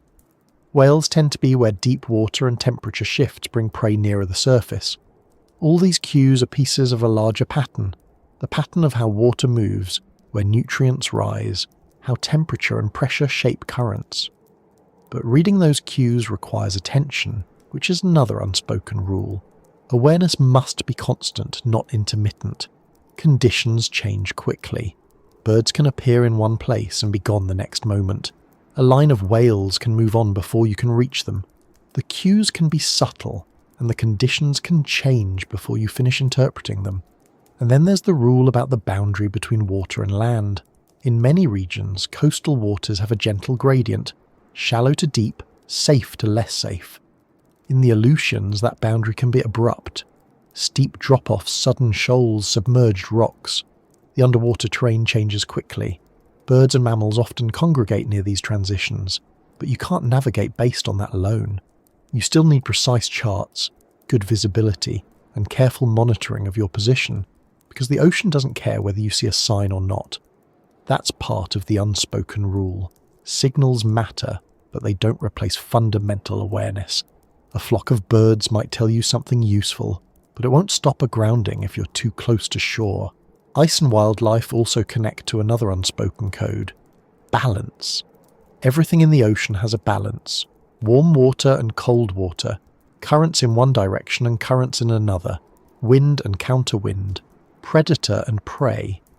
These balances shift, and when they do, the rhythm changes. You can feel a shift in the wind. You can sense a change in the wave pattern. You can see birds leave an area suddenly. But balance also applies to people. The balance between work and rest. The balance between caution and necessity. The balance between making progress and waiting for conditions to improve. These trades are constant in Aleutian waters, and they are not simple. Respect for these balances. The environmental balance you see in wildlife behaviour, and the human balance you manage within your vessel, is part of what keeps problems smaller than they could be. People often underestimate the intangible rules the ocean communicates. How wind blends with current, how tides shift faster than expected, how ice forms when temperature and spray align just so. There are times when wildlife behaves unusually, because conditions have shifted. Birds might be quiet because the wind is changing. Seals might move farther offshore because current patterns shift. Whales might dive deeper because the surface layer temperature changes. These biological responses are part of the ocean's language. They offer hints, not guarantees. The unspoken rules are always present, whispering through the patterns of motion on the sea surface, through the flight of birds, through the behaviour of fish and mammals, through the formation of ice. And those rules constantly remind crews that they are part of a system much larger than themselves. This environment doesn't adapt to human plans, humans adapt to it, or they learn to their cost. Respect does not mean fear. It does not mean avoiding the sea entirely. It means understanding the ocean's rhythms well enough to work within them, to anticipate changes, to prepare for shifts, to recognise that every action has a reaction. So crews watch wildlife not just for harvest, but as part of their situational awareness. They watch the shape of waves not just for discomfort, but for what it tells them about wind and current. They watch ice not just for inconvenience, but for what it tells them about temperature and the coming hours. The sea's unspoken rules are not a secret code that only a few understand. They are patterns visible to anyone paying attention. But paying attention here is harder than it sounds. Because fatigue intrudes, because weather obscures detail, because equipment demands constant monitoring, because the human mind wants rest in the face of cold and motion. That desire for rest is itself part of the unspoken rule. The sea doesn't stop while we rest. It continues to move, to change, to speak in its own silent language. A vessel might slide through fog, engines humming, instruments blinking, while birds wheel unseen overhead and whales roll somewhere below the surface. The crew might be focused on charts, radar, propulsion systems. Meanwhile, the ocean's voice is present in every motion, every subtle shift in current, every hint of ice forming on a rail. The unspoken rules of the ocean are not intimidating, they're subtle, but they matter. They are reminders that this world, cold, deep, unbounded, has its own set of patterns that humans must observe, interpret, and respect. And as we continue our exploration of why things still go wrong, even with experience and technology, We will move next into the final piece of the puzzle. How all of these forces come together in decisions crews make, and how the Aleutians teach that no single factor, no matter how small, can be ignored without consequence. Out here, nothing truly disappears. It's easy to believe that the ocean forgets. You look at the surface and it's always moving. Waves rise, break, flatten and replace themselves. Foam dissolves. Fog slides in and then lifts. A storm arrives and then moves on. Even the most violent conditions eventually settle back into something that looks calm again. From a distance, it can seem like the sea resets itself, but the Aleutians don't really work that way. The water remembers everything, not in a mystical sense, not in a way that belongs to stories, but in a physical way that shows up again and again if you spend enough time here. It remembers in the shape of the coast. It remembers in the scars on rocks. It remembers in the debris that washes ashore months after it was lost. It remembers in the way a bay collects what the current carries into it. It remembers in the patterns of drift that repeat with the tide. It remembers in the quiet places where oil can cling to stone long after the surface looks clean. And it remembers in the habits people build to survive. When you spend time around Aleutian waters, you start to notice that the most dangerous moments aren't always the dramatic ones. Sometimes the danger is in the small decisions that stack up. Sometimes it's in the confidence that grows when things go right for a while. Sometimes it's in the fatigue that creeps in without being noticed. Sometimes it's in the weather that changes direction without warning, or the current that quietly shifts the vessel sideways, or the fog that turns the world into a narrow hallway. The sea doesn't need to do anything extreme to remind you that it's in charge. It only needs to keep being itself, and that's the strange thing about this region. The Aleutians are not a single danger. They're a collection of ordinary challenges that become serious because they overlap. A strong wind is manageable. A strong wind with opposing current becomes sharp seas. Fog is manageable. Fog near land with strong set becomes stressful. A minor mechanical issue is manageable. A minor mechanical issue in a narrow pass with rough water becomes urgent. A tired crew is manageable. A tired crew dealing with heavy gear in cold spray becomes vulnerable. None of these factors are rare on their own. What makes the Aleutians different is how often they arrive together. That is what still goes wrong here. It's not one villain. It's the way the environment stacks pressure. And the water remembers those stacks. It remembers them in the wrecks that sit below the surface, out of sight but still there. It remembers them in the broken gear that drifts until it tangles on something. It remembers them in the way communities talk about certain storms, certain passages, certain places where you don't cut corners. It remembers them in the caution people carry in their voice when they speak about these waters. Because people who work here don't speak about the Aleutians like they're trying to impress anyone.